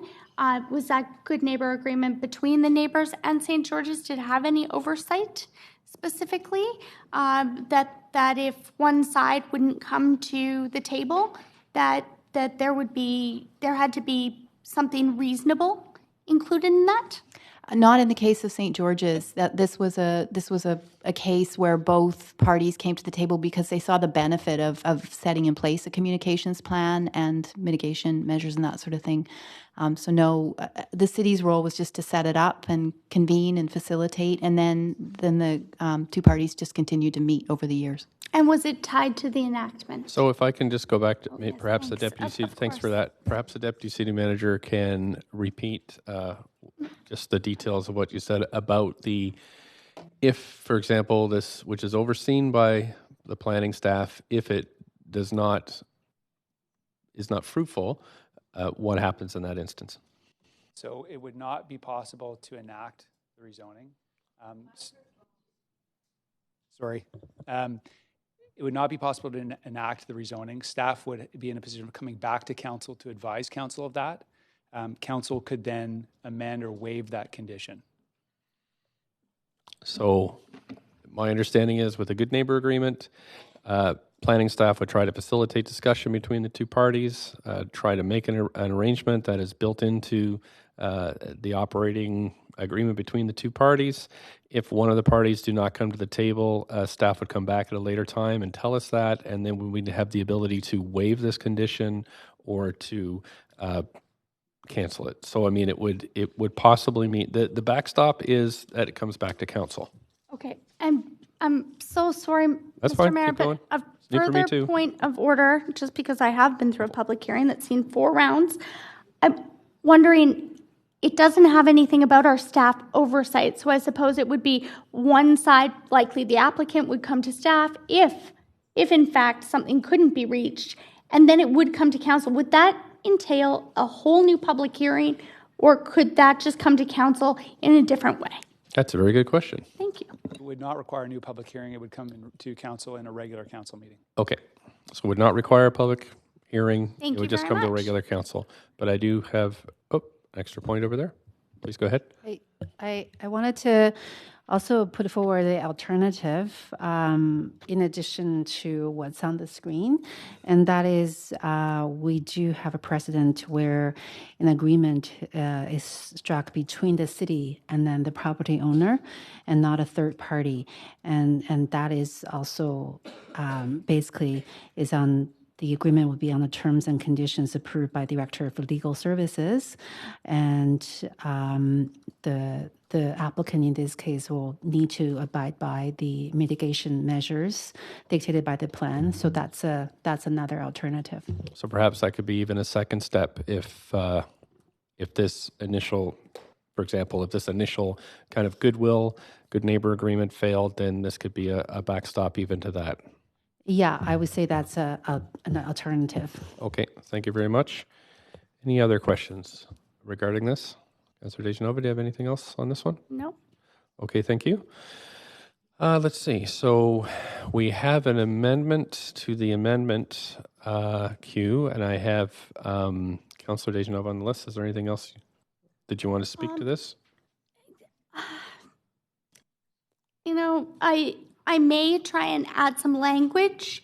At this The point, new amendment, I can't add to this. Right. But I want to speak to the reason that I would support this. Okay. Because I would hope that maybe taking some of the language that staff just shared, that if this didn't move forward and wasn't a possibility, but this is tried first, then maybe there could be a good neighbor agreement that was put into place not a good neighbor agreement, an agreement between City of Vancouver that was enacted by our legal staff, as well as, and maybe I'll draft up some language, I'll send it over through the Deputy City Manager and make sure it's legal and that staff, that it truly, it outlines, I suppose I'm sorry, it's been such a long day. It outlines what our staff had just suggested as another possibility, and just for the efficiency of it not having to perhaps wait to come back to council again. So this would be something that would go first, but for that reason, that's why I will support it. Okay, thanks. And again, my understanding that if this is to pass and added in, and then we pass the whole package, then if this broke down, staff would come back to us and explain that to us, and at that point, we'd be able to make another suggestion as to how to move forward, which would include this newly suggested option. If I think I have that correct. Am I wrong totally? No, I'm getting at that I'm not wrong, so that's good. Okay. Did you have a correction you'd like to make to that explanation? Or an addition? Oh, I was just wondering whether it would be possible to put this as a step one, and then to put the alternative, the city, and then the applicant enter into a agreement to abide by the noise mitigation It would be more useful to have it embedded in the yes, in the as motion. a second step. Okay. Yeah. Okay. Good. So that's good to know. Thanks. So let's unless Point of it, information. Short. Councillor Dejanova. I suppose I'm just asking the question that because that suggestion came from staff, if a council member wanted to withdraw something and put it forward again, then we wouldn't be in the conundrum we're in, that we're in amendment to amendment right now. Or we could just amend this and come back and add Okay. additional language. All right, I just wanted to check. Sure, there's a couple of ways to, Thank you. I won't say skin the cat, but there's different ways to do this. Okay, so great. I don't see anybody else on this queue. So I'll call the vote to the amendment, on the amendment to the amendment.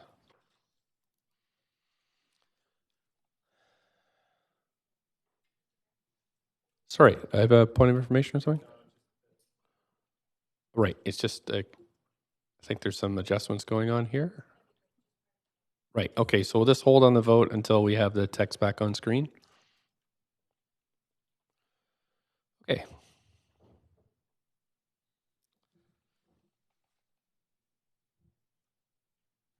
And again, we're just voting on the addition of the yellow with the strike through. And then we'll go back and vote on the whole amendment. Yeah. Oh, I was just waiting for everybody to read it. Sorry about that. Councillor Dominato, we just need you to vote. Okay, so that's unanimous. Thank you. And we're back to the amendment queue. Councillor Carr, you still have the floor for 2 minutes. No, I'm fine. Okay, Councillor Dejanova. No, I'll take myself off the queue for now. Okay, so now we're voting with nobody else on the queue. We'd be voting on the main motion? Nope, voting on this amendment. Oh, the as amendment, amended. yes. I already did vote. Okay. No, you voted on the amendment to the amendment. Now we're, with nobody else on the list, we are going to be voting on the amended amendment.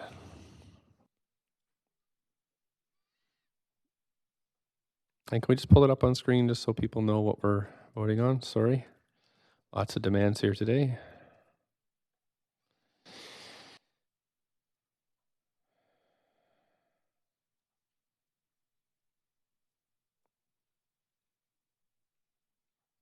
So this is what we're voting on in its entirety, and it would be added to the staff recommendations.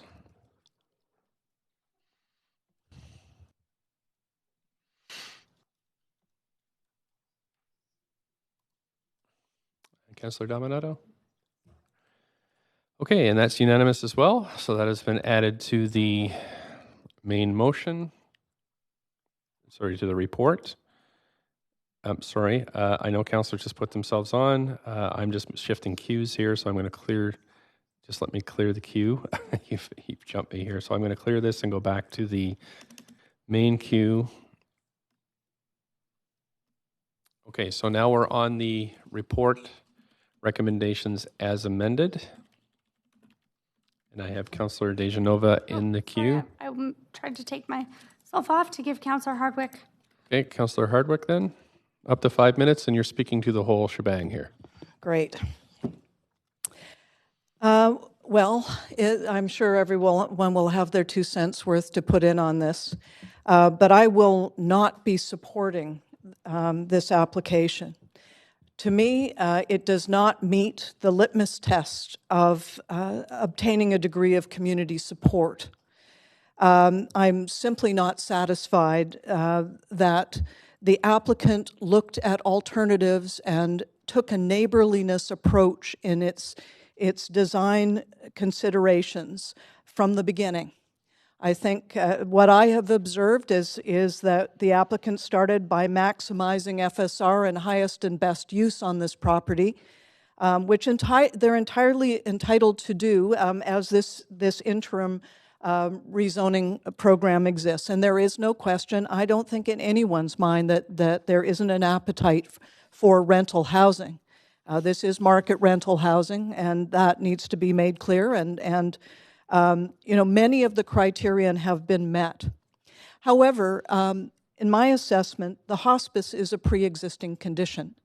The applicant, the proponent, has had this property since 2011 and was surely aware of what they were considering putting next door to the hospice which is a very sensitive place. And I certainly am very sensitive to the unique needs of the hospice. What I heard from the hospice folks and was that they would be open to other forms of development, and I'm going to take them on their word for that. There was no question that it is the property owner's right to develop the property. Currently, the zoning, as we've now established, is RS5 and would allow them much more than a single-family dwelling, as has been suggested. So I would like to send this back to the drawing board, so to speak, and ask the applicant to come up with something that is more suitable in scale for this property. I'm certain that we're going to continue to see other similar developments, but this one is not the right location for the scale of this development. And again, based on the principles of neighborliness in planning and the degree of community support element that is implicit in the Affordable Housing Choices interim rezoning, I cannot support this proposed application. Thank you. Okay, thanks very much. Councillor Carr? Yes, thank you. First of all, I just want to thank the public for coming out, for writing to us, for speaking. You weighing in on our decisions is incredibly important. Without your voices, without the expression of your concerns and the issues, we don't have a public hearing process. So thank you for taking the time. I really want to thank staff for answering all the questions I emailed to you. I know there were a lot, and plus from other councillors, and for responding to the concerns raised by the hospice in this whole process that are incorporated as changes, actually ended up as changes, because, in fact, the applicant itself, himself, responded to those concerns. I want to just let everybody know that prior to the referral to public hearing, I did meet with a hospice on a couple of occasions, and I also met with the applicant. So prior to public hearing, that's fine. I heard the concerns raised by members of the hospice who took me through the building. I noted those concerns. I raised those concerns with the applicant, who addressed those concerns with me, went over the changes that were being made, the reduced height and massing, the view corridor, the reorientation of the balconies to ensure no overlook, moving the children's play area, all those things. So I thank the applicant for addressing those concerns. You know, in most of our public hearings, it's pretty rare to get such an incredibly strong and equally balanced numbers of people pro and con. In the end, the correspondence was 302 people writing to us to say yes, 309 to say no. It's not often that we get that. I want to apologize for people having to leave early from the public hearing. I had a family medical emergency that I had to get to, but I did listen to the rest of the tape, so I did hear what everybody had to say right through to the end. So the issues were very clear to me. On the one side, a very desperate need for housing, particularly affordable housing. I do want to note, under the Affordable Housing Choices interim rezoning policy, there's only a need for 100% market rental, not for affordability, and we see that in the housing. It's not really very affordable.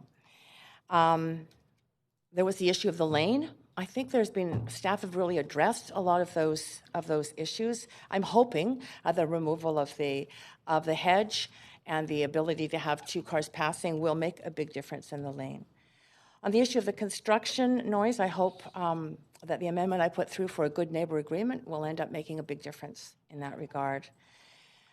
In terms of contextual fit with the neighborhood, which is very important because it's part of what this program requires, I'm not convinced. We heard from the Residents Association, the Shaughnessy Heights Property Owners Association, that it was not a fit. We heard from the hospice representatives who searched for a very particular site that it was not a fit.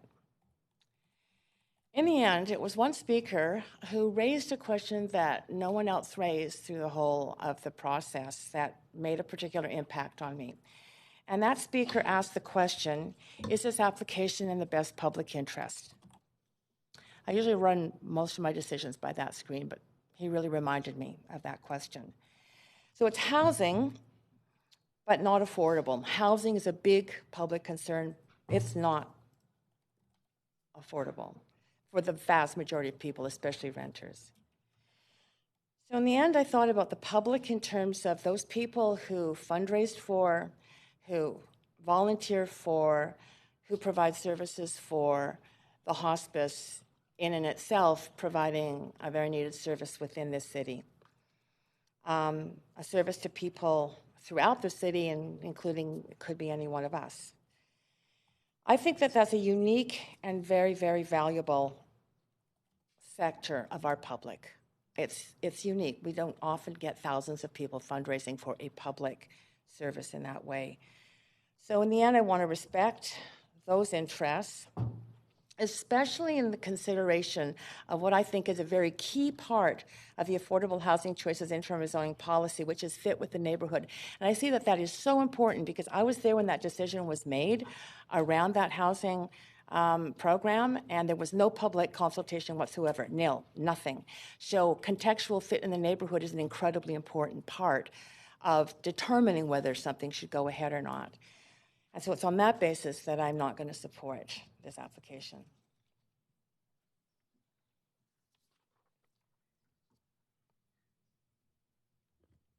Okay, thank you very much. I have Councillor Dejanova on the list. Oh, sorry, that was a holdover. I will put myself on the list, but I'm waiting for an email to come back from legal staff. Thank you. Okay, great. Councillor Bly then. Thank you. Thank you very much. So I think this is perhaps our fourth night of public hearing process. Is that right?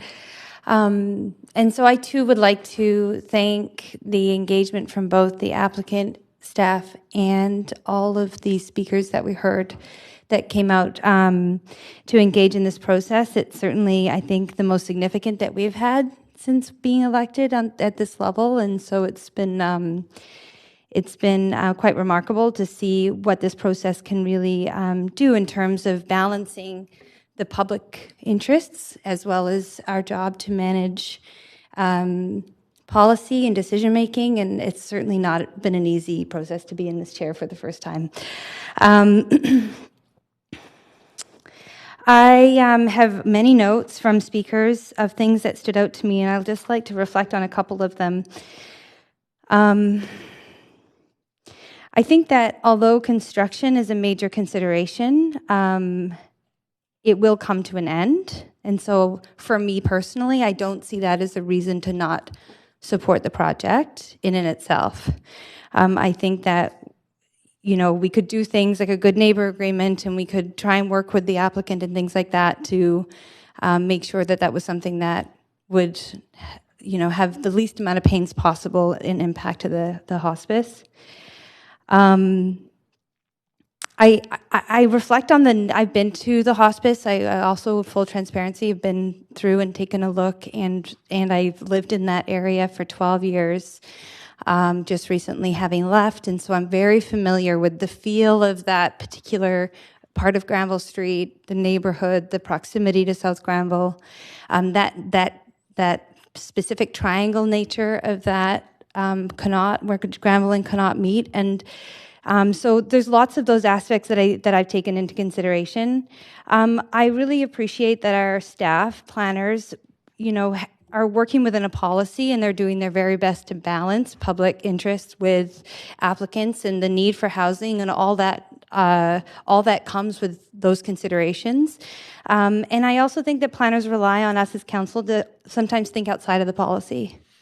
And our job, I see it, is to listen and reflect concerns of residents and balance that with the interests of the larger group. And so that's really where I've come from in my thinking and deliberation on this, and certainly came into this process with a very open mind. Something that stood out to me was the speaker that also reflected on what Granville, the iconic sort of Granville from West 33rd down into the city is.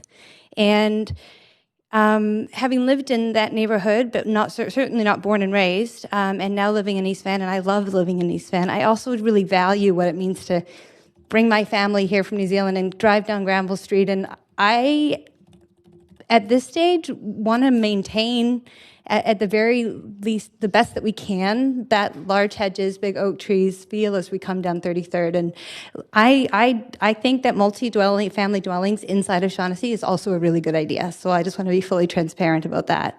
But that does stand out to me, that once that's gone, we won't get that back. And so that's something that I'm mindful of.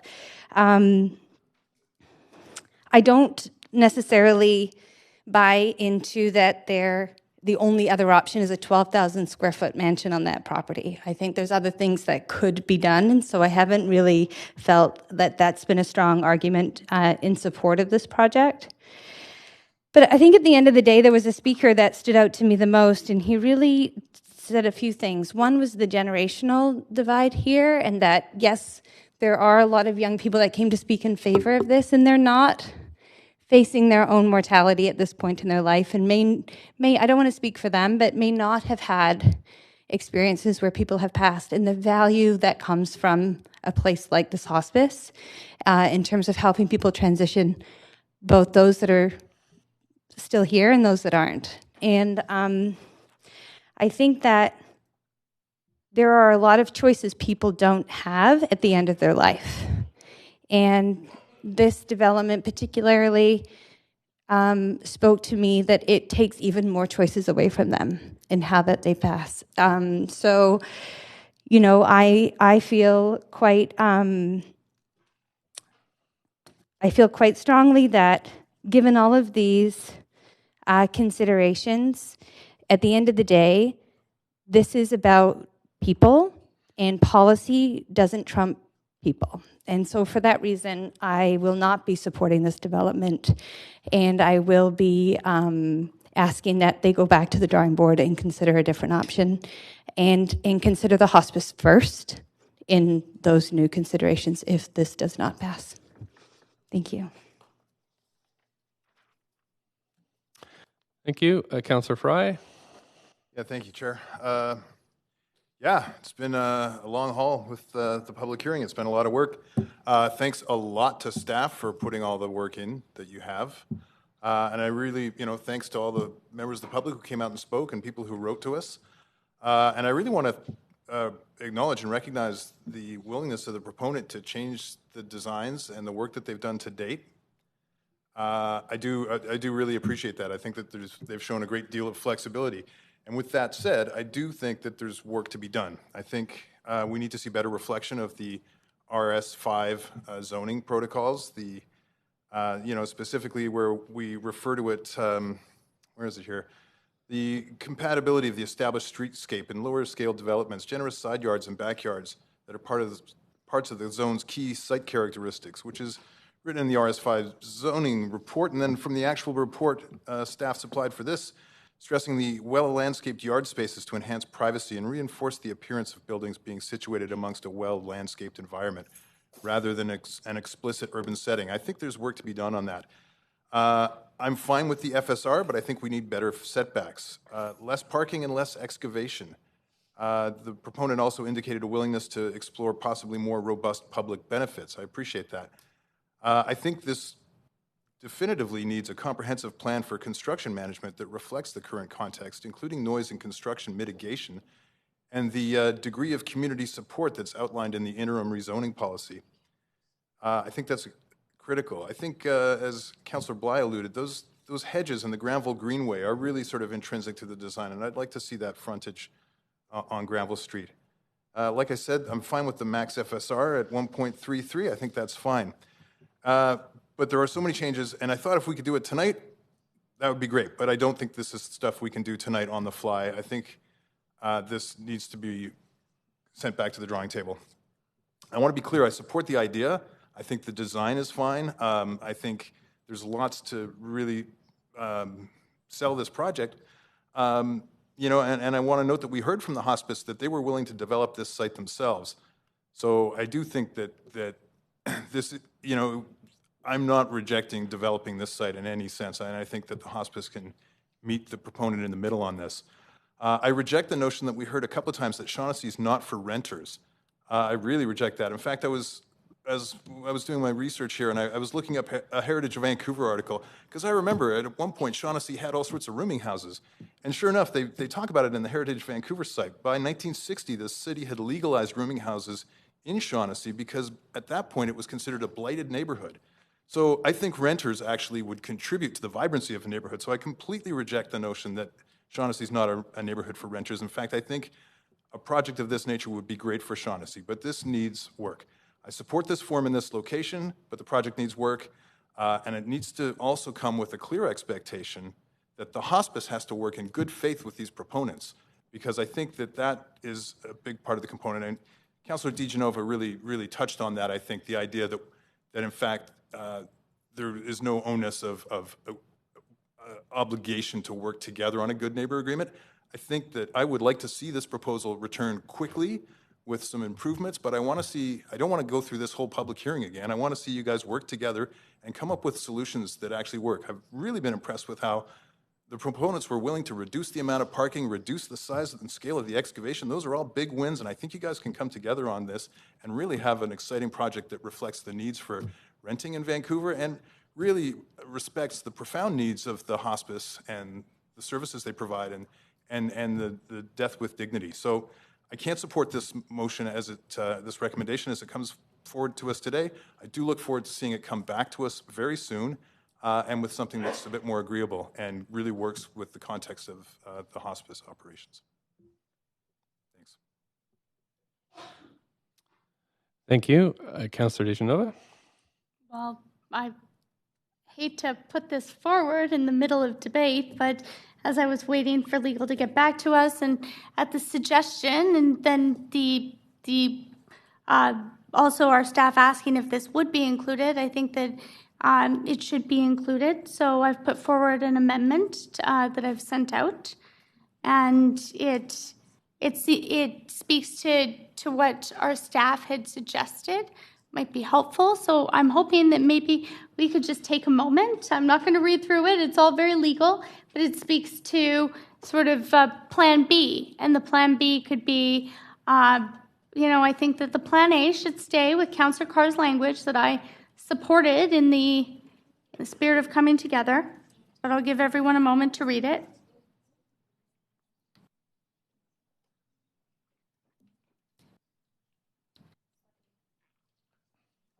Seconded by Councillor Dominato. So I'll move us to an amendment queue.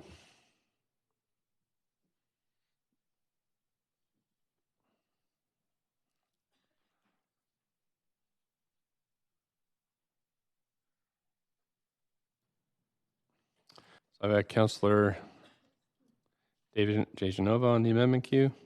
I just very, very quickly wanted to mention, Mayor Stewart, that if anybody wanted, we're considering this, if it moved forward, would change the main motion. I certainly appreciate our staff inputting through the recess and very much appreciate that they came up with another option, also realizing that it is a Plan B, a second option in here, if this was to pass. And also to Councillor Fries, I think that certainly what he said was quite eloquent, but also in looking at those unintended consequences, the fact is the applicant may not come back to us and could build an 11,000 square foot home themselves. And I've never been a big fan of telling anybody to sell their property to anyone else or what to do with their property. I have no control over that. So I have to consider the worst possible situation, and that's construction that doesn't have a good neighbor agreement. So I hope we would consider this, and that's what I have to say to the reason specifically. And thank you, Mr. Mayor, for letting me go just outside of that as to why I think it's important this comes forward now. But after hearing, Councillor Bly, Councillor Carr, I think we do have to remember that the applicant does not have to come back to council to build a home on this site, and that we can't prescribe what they are going to build on this site as long as they build within, they'll still have to go through development, our development department, development and planning, get the necessary permits, but I didn't want to give anyone to make sure the council wasn't affirming support for anyone selling property to anyone else or anything like that. So I'm just trying to strengthen the motion in the spirit of what Councillor Carr started, and really thanking legal staff for their input as well. Thank you.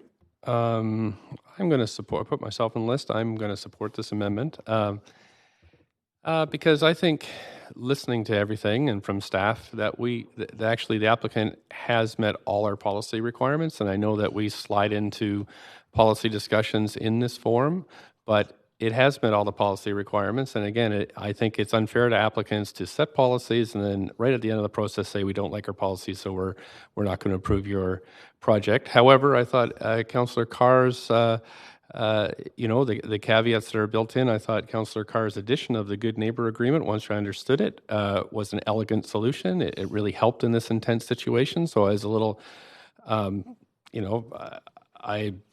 it actually convinced me that this is a good way to go. And so in my mind, I thought, okay, this is a good way. A facilitated discussion between the two parties that if it fails, comes back to us again, is what hasn't happened here yet. And so I was hoping that through our expert staff and through reasonable adults, and why I'm especially sensitive to this, I guess, is because my mom runs a hospice in rural Nova Scotia. And in fact, in the house where I grew up, she helps people at the last parts of their lives. And so I've actually lived in a hospice. So I think my mom would be a bit upset with an apartment building perhaps being built next door, but I know she's a good neighbor.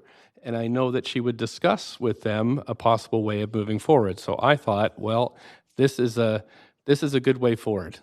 And so I will support this amendment. And we'll see where it goes in the final vote. But I thank Councillor Dejanova and Councillor Carr for giving us a way forward on this that I think is, the messy way that democracy works in the city. Thank you. Councillor Fry. Thank you, Mayor. And ironically, I was going to almost call this out of order under 4.3 as being dilatory and frivolous because I feel that it was already captured in the earlier amendment. And because we have talked about a good neighbor agreement in the earlier amendment. That being said, my personal feelings on this motion, and I can't support it, this amendment, because I don't think it addresses really the gist of what I just reflected upon. And I appreciate Councillor Dejanova for referencing it, but I do think that there's other work that needs to be done on this project aside from just the good neighbor. I don't feel that this has met our policy objectives. Clearly, as articulated in the interim rezoning policy, which looks for a degree of support from the community, it's not entirely there. I don't think the RS5 is really being met either, and both of those are referenced in this staff recommendation. So I think it needs to come back and have a finer, some more work on it. I do want to articulate again that I support the nature of this project and I support most of this project. It just needs some work. And so I can't support this amendment. I think it's very similar to the last one as well. Thank you. Councillor Carr. Yes, thanks, Mr. Mayor. I am going to support this amendment, and the reason I'm going to support it is I do not know how the vote is going to turn out on this tonight, but should it be a positive vote of support, I think that this is a good way to address the possibility of an impasse on a good neighbor agreement, and I think a good neighbor agreement is something that is useful. Okay, thank you. So we're at the end of the speaker's queue. So we'll call the vote on this one.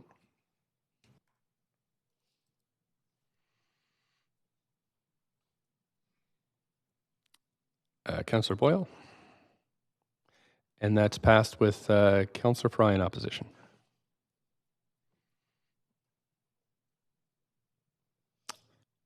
Okay, so we're back to the main queue. Councillor Dejanova, do you have anything to add?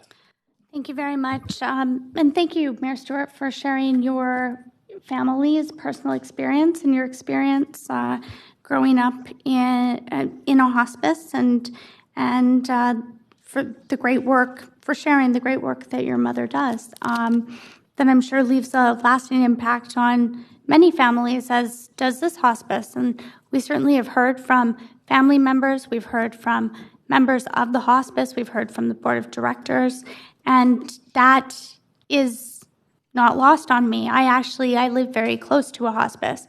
I'm reminded every time I come home, I can see the hospice from where I live. In fact, and I think that it's very important and admirable, the work that the hospice does.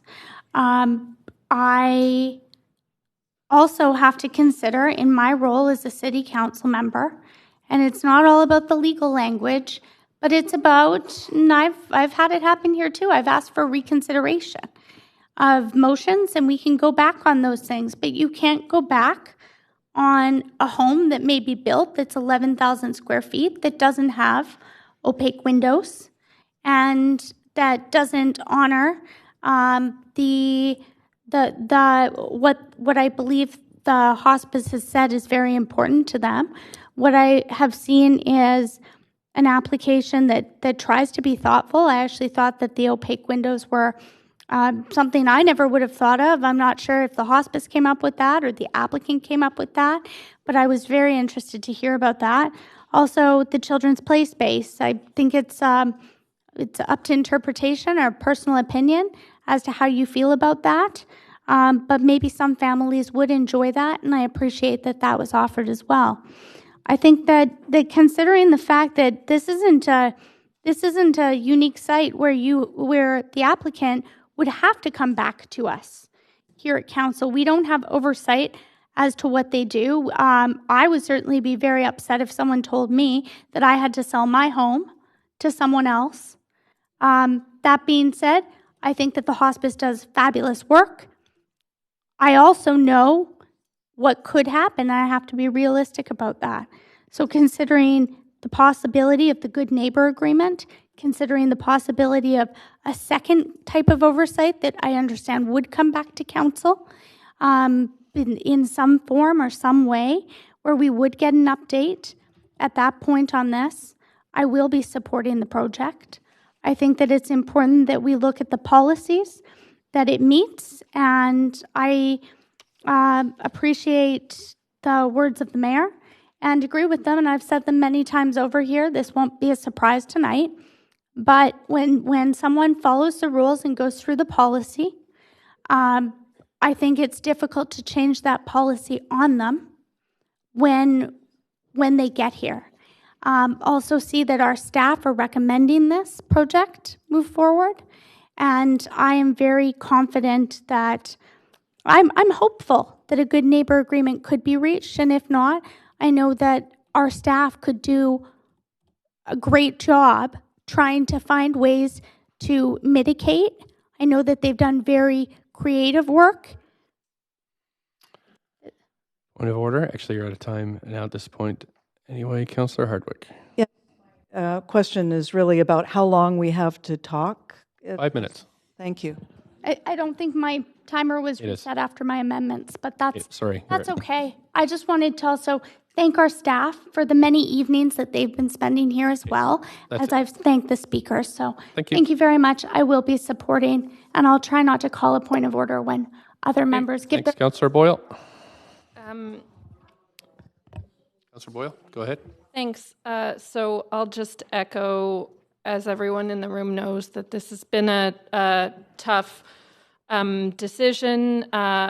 Particularly, I will name, there are folks on both sides of this who I really respect, who have strong views, and so our work is to wrestle through that. I feel really strongly that I want more rental and family-sized rental in particular in every neighborhood of the city. And this is a neighborhood where, as we heard, there isn't existing secure purpose-built rental, where exclusionary zoning has meant that we haven't seen this type of housing. And I would like to see this type of housing throughout our city. So as many folks would know, I have personally, and in my role professionally as a United Church minister, sat with many people who were dying. I believe in and I know the value of hospice, and like other councillors here, before the public hearing date was set, I got to visit this hospice, and I have visited other hospices in the city in a personal and professional capacity previous to being elected. So I would just name the piece of this debate that I most wrestled with is whether this development would force the hospice to close and And we heard real anxiety about that, and I'm sympathetic to that anxiety because I know how precious this place is to people. I wasn't convinced that that was the case, that it would close. Vancouver Coastal Health showed pretty clear commitment to continuing funding despite or alongside this development. We know that there's a shortage of hospice beds, and so I just wrestled with picturing whether once this project was constructed, whether people would really choose not to go to this hospice to die when there aren't enough good options elsewhere, and there should be more options. But ultimately, in that wrestling, I think that they could coexist. I understand construction. The construction time period will be challenging. Some form of construction seems inevitable, whether it's townhomes or some slightly less dense version of housing. So ultimately, I want to see more purpose-built rental in every part of our city. I do think these buildings can coexist, that good and peaceful deaths can happen next door to the life of families and good, secure housing. So I'll be supporting the project. Okay, thank you. Councillor Wiebe. Yeah.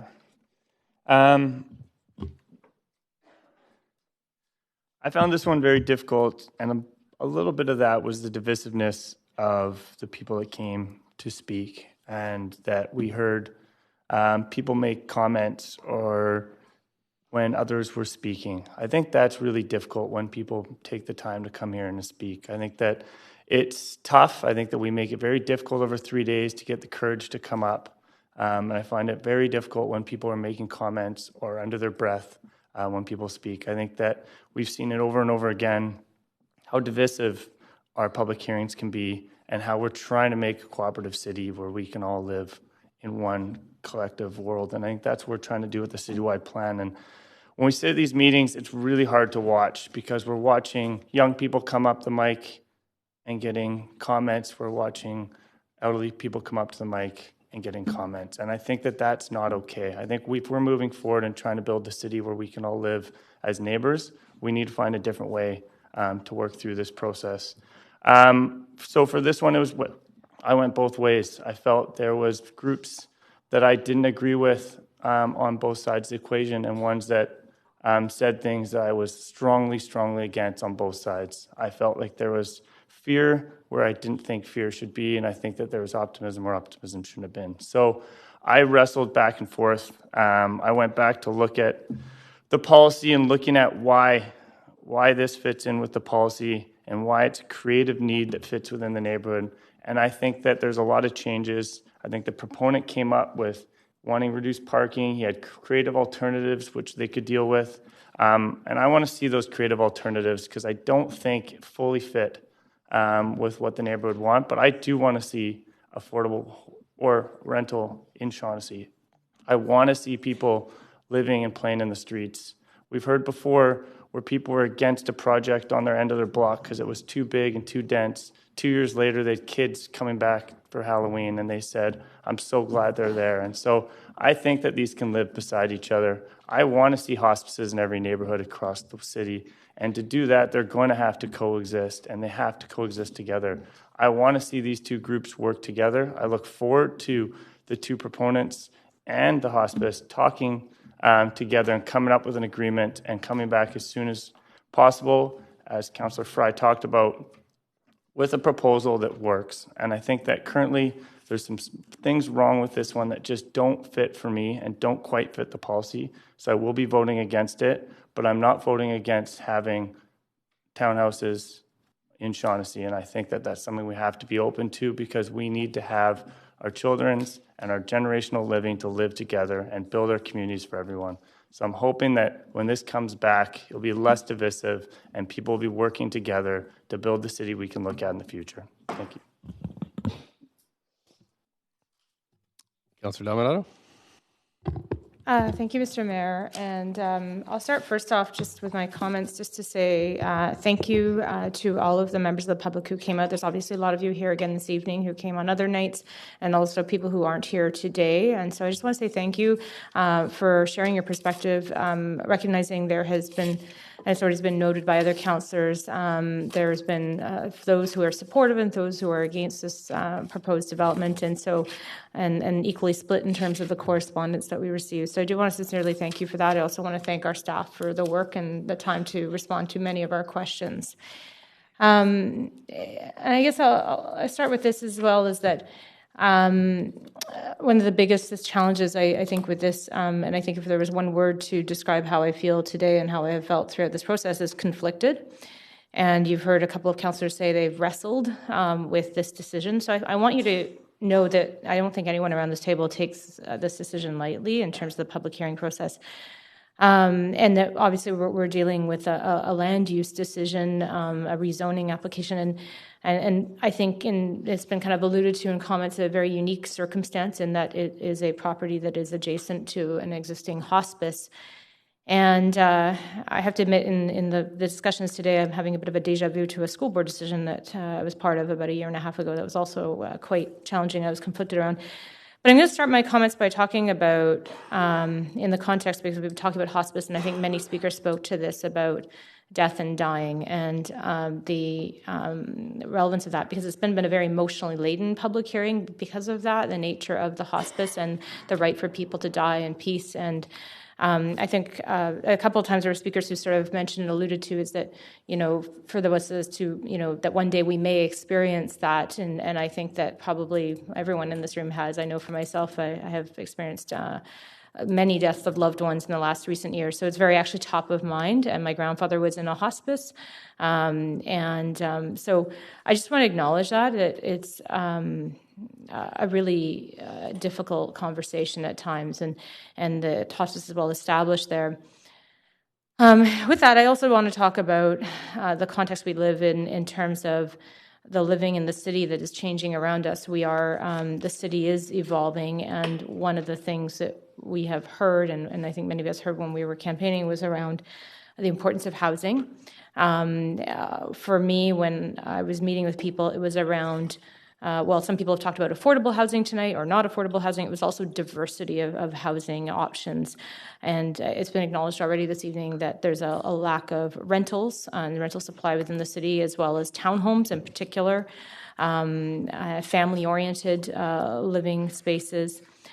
And so that has been top of mind for me as well, as I've been reflecting on this. And I was actually took a moment to look back at the Arbutus Ridge, Kerrisdale, Shaughnessy community vision, and the articulation there about participants who participated in that was around looking for locating other housing types on arterials such as Granville Street. And so I just wanted to frame that as that, and also close to public transit, which it is. I want to appreciate the comments that we've from the applicant that through this process there have been some changes that were made and modifications. Mayor Stewart asked about what those were and articulated that, and I appreciated that there were some adaptations made in consideration of the hospice. Appreciate the amendments that were proposed by Councillor Carr and Councillor DeGenova around a good neighbour agreement. Because I think if this is to go forward, I think that's a really important component of this. I heard throughout the conversation of speakers coming and talking about compatibility with the neighborhood, compatibility with the hospice next door, and I have to say, and I one of the challenging pieces I felt throughout the conversation was around construction and what the disruption of construction next door over a period of time. That's why I was asking about potentially, is there swing space, other options? Because I want to acknowledge, I think there would be disruption, there will be disruption if this is supported. But I also, and I know Councillor, oh my goodness, I must be exhausted. Councillor Boyle asked about the closure piece, and that was also a concern for me, is there a risk of closure? I heard as well Vancouver Coastal Health being very committed to this, continuing and supporting the hospice. But as I... Just 10 seconds left here. And so I will sum up to say is that, I do believe that these can coexist, housing the townhouse complex with the hospice next door, recognizing there would be some disruption for a short period of time. And so, while I appreciate there are some concerns still, I am supportive of the proposed development. Thanks very much. Councillor Swanson. Yes, thank you to all the speakers who came. And my gosh, you're waiting all this time, and you don't get paid like we do. So that's great. This has been a really hard one for me. I'll just tell you what's been going through my brain. In favor of the development are the fact that nobody is being evicted for it, at least on this, nobody's being evicted for it. And it's densifying land that has a single-family home on it, which is where I think we have to be densifying. And that there's lots of mitigating things that the developer is doing to try and satisfy some of the things that the hospice has been saying are problems. So that's the pro part. The against part in my brain is that the owner is going to get a huge increase in value if this is upzoned. And I thought it was very interesting when Councillor Dominato asked if the proponent would be willing to give some voluntary community amenity contributions, and the applicant said he's willing to consider a lot of options. So maybe that's an opening for some options.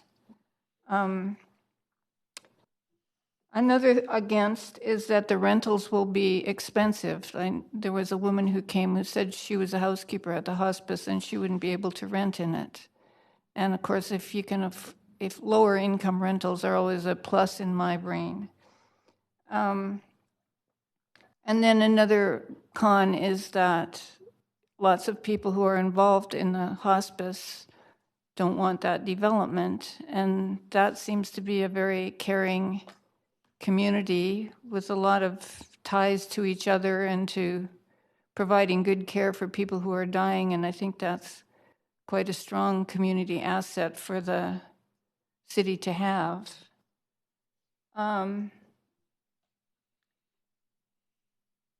So, I mean, it's just about a toss-up for me.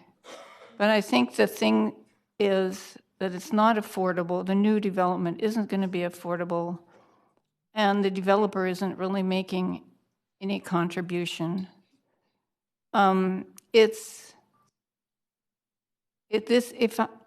going to vote against it. And this is not a vote against density in Shaughnessy. I would love to, if it were social housing, I would vote for it for sure.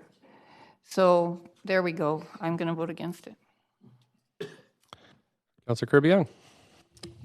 Thank you, Mr. Mayor. I will try to offer a few comments that are maybe a little bit different, so as not to repeat what some of my fellow councillors have said. And I think that there's a lot of gray in this conversation, and I don't think it's been black and white at all in the discussion. And I myself have flipped back and forth several times in really reconsidering this, which I think is a good thing. Because that's our job, is not to have our mind made up and to really consider all aspects of it. When I think about it, it's really not a conversation or a decision point around bricks and mortar. It's about people. And so some of the things that I'm very sensitive to and that I heard, and this might be touching a bit on some of the previous councillors, is that, yes, we need rental housing. Yes, we need townhouses. Yes, it's beneficial for people to age in place, to have density. It supports our climate goals and transit access. And those are all positives. And then I weigh that against some of the conversations around the lack of fit.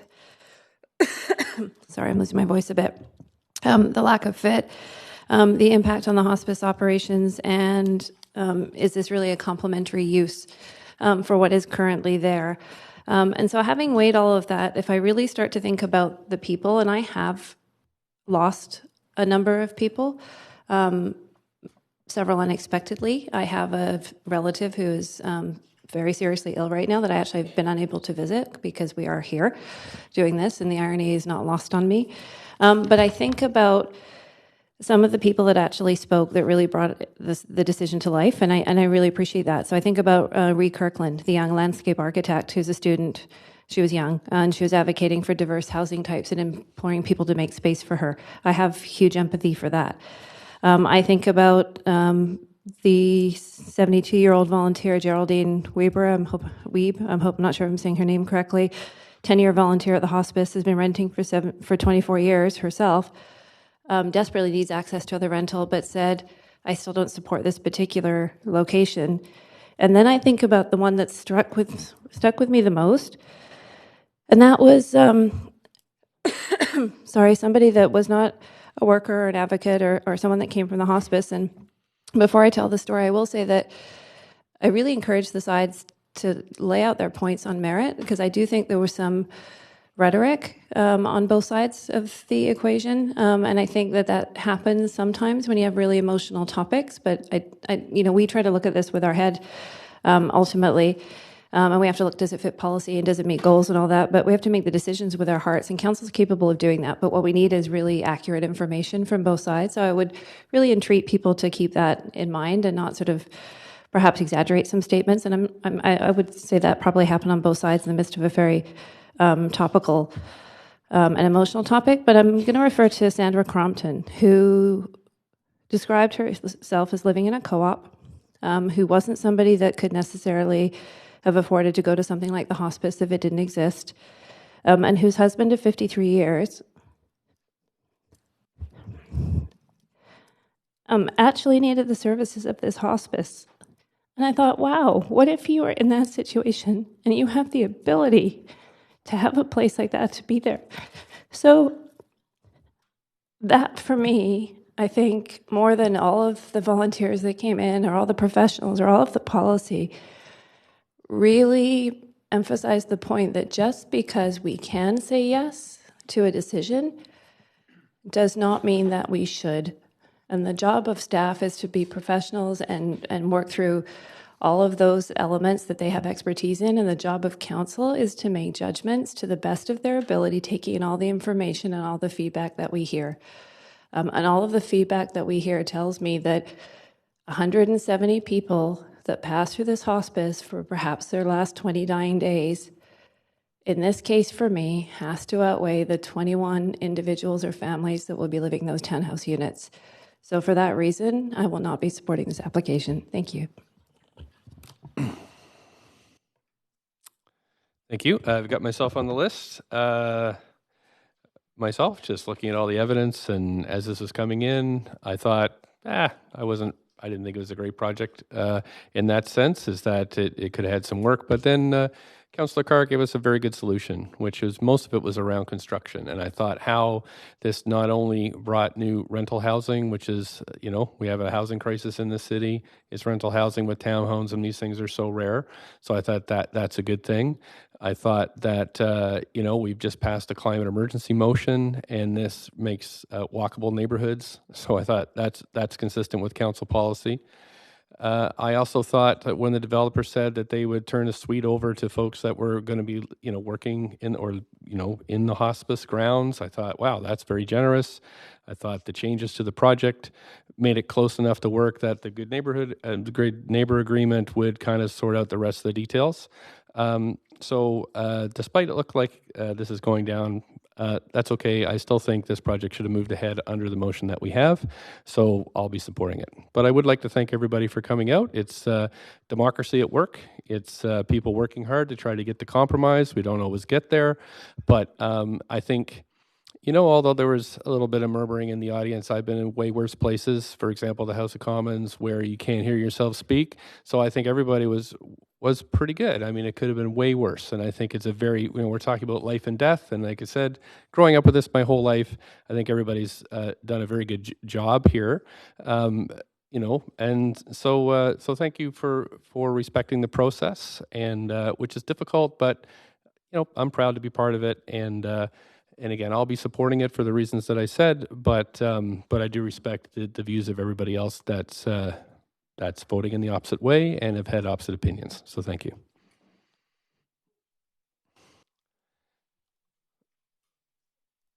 So I guess we'll call the vote now.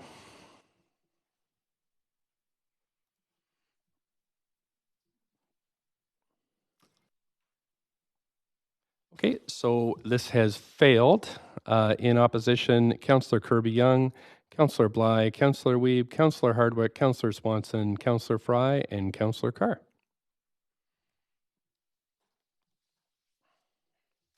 Thank you very much, everybody. That wraps up this public hearing.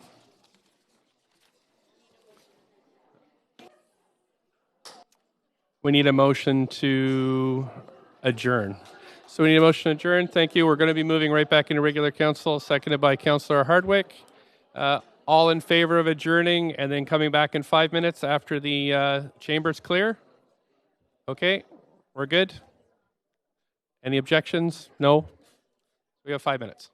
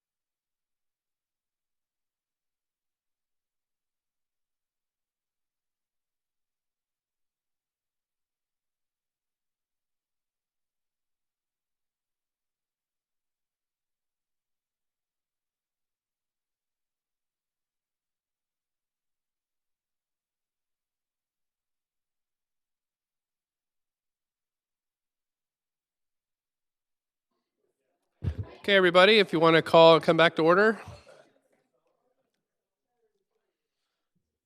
we're going to reconvene in regular council. Clerk, if you could,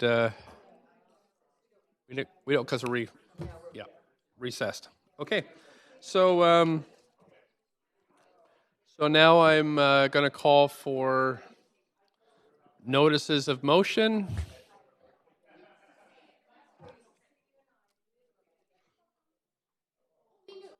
Right, isn't that first? Notices of motion first, then new business, inquiries, and other matters.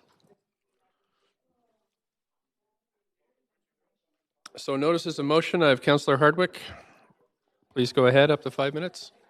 Hi, I just want to confirm that I'm doing this at the point of information, that I'm doing it in the right place. I have a modus on notice, which is currently in for staff review. Okay. And this is called Addressing the Continuing Demolition of Character and Heritage Houses in RS Zones. And that's all you have to do. And that's all I want to do. Okay. Thank you very much. Thanks, sir. Thanks very much. Addressing the continuing demolition of character and heritage houses in RS zones. Thank you. I have Councillor Kirby-Young. Thank you. We're in regular council now, right? Yes. I do have a motion on notice, which is titled Combating Anti-Semitism in Vancouver. Thank you very much. Anybody else have a notice of motion? Oh, come on. Jean, do you have a notice of motion? 10 motions. No, go ahead. Go ahead. For expanding rental housing stock protections during the citywide plan. Okay. Just one. Okay. Great. Anybody else notices of motion? So that has finished. Now we're going to move on to new business. So we have one item of new business, which is a request for leave of absence for myself for civic business from any meetings on June 26 from 3 to 6 p.m. Can somebody move that motion? Thank you. Councillor Dejanova, seconded. Councillor Hardwick, thank you. All in favor? Thank you. Any opposed? No. So that's passed. Thank you. Any other items of new business, inquiries, or other matters? Councillor Dejanova, then Councillor Kirby-Young. Thank you very much, Mr. Mayor. Just was wondering, first of all, we have a reserve that is held for this Thursday, June the 27th. Is that reserved for the public hearing that did not finish up? Or is that reserve held for the committee meeting tomorrow? It's the committee. Okay. I just wanted to confirm. Used to be Tuesdays, Thursdays for public hearing. Sure. Another inquiry that I have that I don't need an answer right away, but it would be great if staff could get back to me on this. And it is regarding loading zones. So I had asked this question last term. I hadn't really received any feedback or an answer from staff that we were doing anything to change this, but I've been contacted over these past 2 terms quite often by elderly people who have medical concerns, or parents with small children who cannot get their children out of the car and to school from the drop-off zone or the loading zone in 3 minutes and get back to their car. Or they can't get their loved one to into the medical building, up the elevator, in their wheelchair, and back to their vehicle. So they're getting ticketed. Individuals have been ticketed. There have been stories in the media about this. I'm just wondering if in front of places in Vancouver that include hospitals, that include schools or drop-offs, if we could maybe extend that time limit beyond 3 minutes, and if staff have considered that. I understand that it's hard to gauge if it's been 3 minutes, but for people who are getting these tickets, I certainly don't want to encourage anyone to leave their child in a car, especially with the hot weather coming. I also wouldn't want to see a senior or an elderly person dropped off somewhere that would be harmful to their health or would make them exert themselves beyond getting to their appointment. Thank you. Thank you very much. It's been noted by staff. Okay, so they'll get back to me on that. Also, had a question, and maybe working on something related to this about looking at electric-powered generators for food carts, and whether or not the City of Vancouver is looking into a way to get, to transfer over from the typical gas generator that we currently see on some of our food trucks, or some of the, I would say, pardon? I was asking a question about this. I had already sent something, and I was preparing something that will lead to a motion on this, but I didn't get it into staff in time yesterday. But again, have been working with people in the community about this, not just on Twitter, although I know it's on Twitter.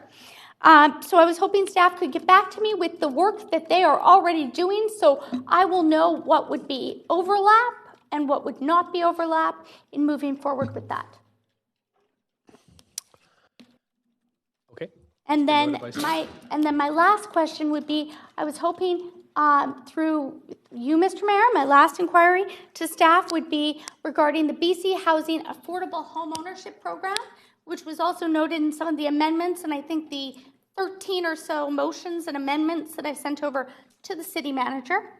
Deputy City Manager, perhaps, I don't expect an answer right now, but if maybe we could get a presentation from BC Housing on their program and how that fits into our plans and what we're doing here at the City of Vancouver currently as we wait for the charter change.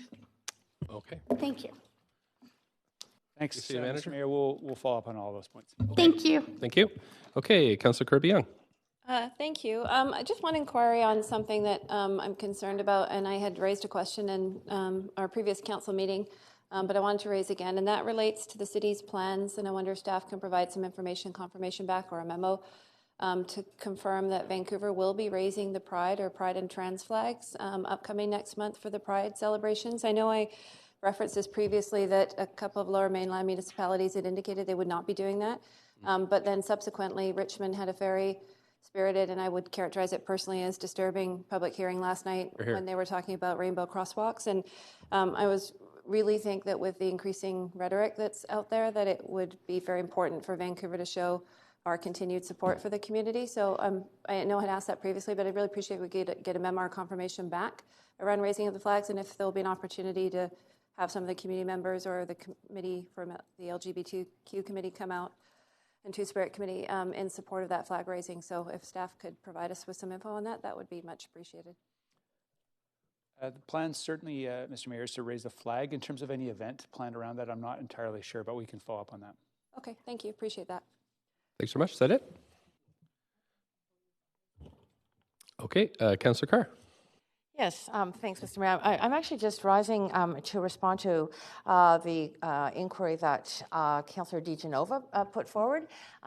Perhaps she's unaware, but I think most people are aware that I've been working on a motion with staff around replacing diesel generators with plug-in electric stations, and that I'm happy to share with Councillor. That motion, I'll give notice of it next week. I just didn't want to do it for the 7th when we have the citywide plan and just so many big ticket items on our agenda. So it's for the following one. And I've been working with staff, and I'm happy to share the information rather than going through a whole other thing. I've met with staff, I have briefing notes from it, and happy to share those with you, Councillor DiGenova. You, Councillor Carr. Councillor DiGenova. Point of order. Mr. Mayor, just based on our procedure bylaws and sending things to staff, I had mentioned also that I had a notice of motion coming forward. Didn't say the day, but I did mention it. I hadn't seen anything from Councillor Carr. So I'm just wondering, is this open season to call notice on future motions to put them on the record? This is a new business inquiries and other matters, so it's kind of an open. Okay, so the fact that I just did that ahead of time would be considered notice of motion or not? You have to do it in the official notice of motion section. And so would any other council member? Yeah, so I mean, you can't call a notice of motion now because we're not in that section, but you can inform council of something that's coming up or ask questions or Thank you. I'm happy to talk to Councillor Carr about that, and hopefully maybe we can figure something out. Okay, thanks very much. Anybody else have any new business inquiries or other matters?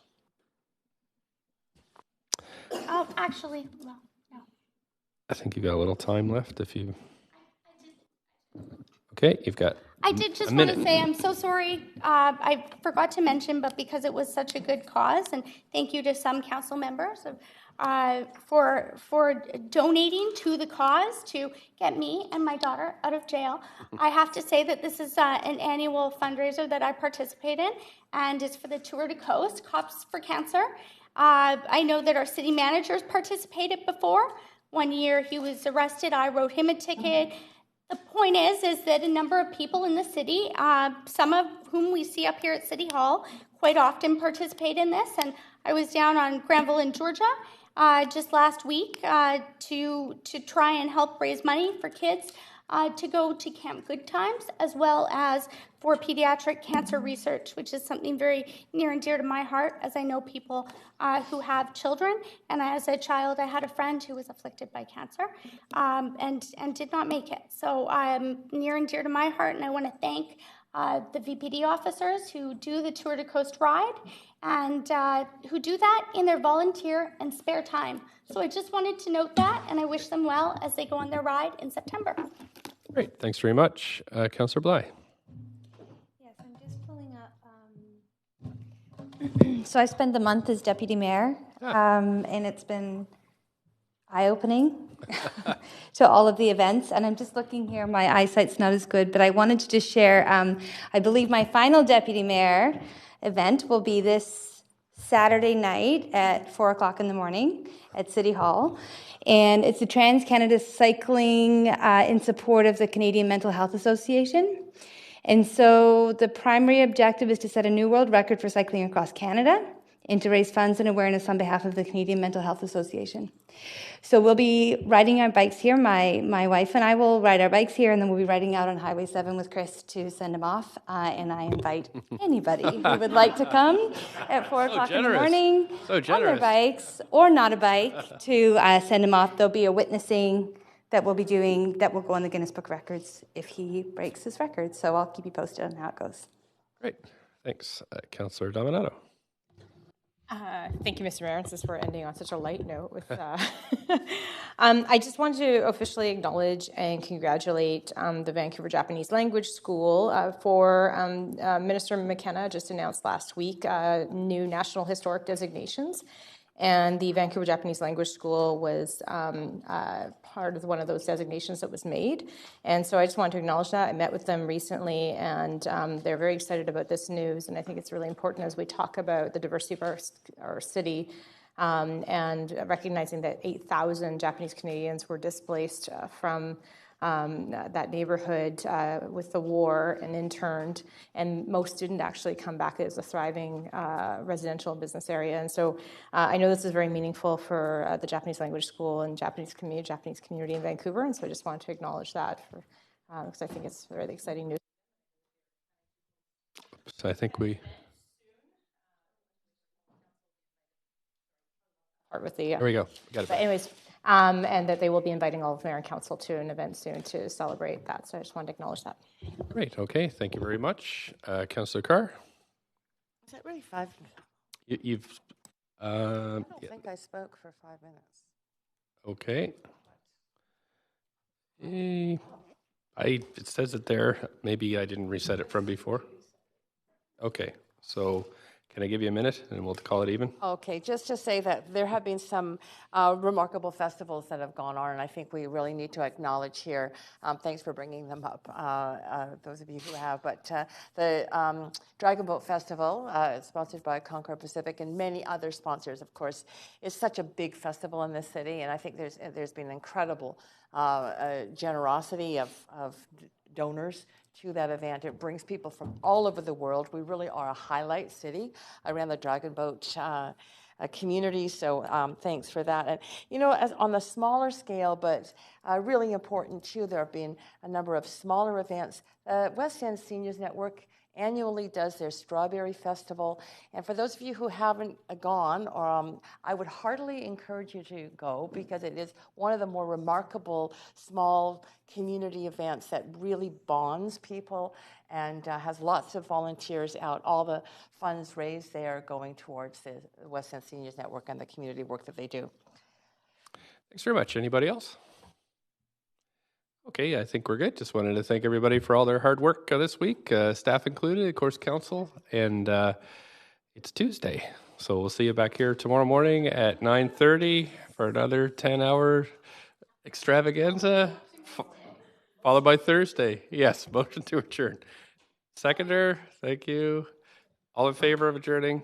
Thank you very much. Wow.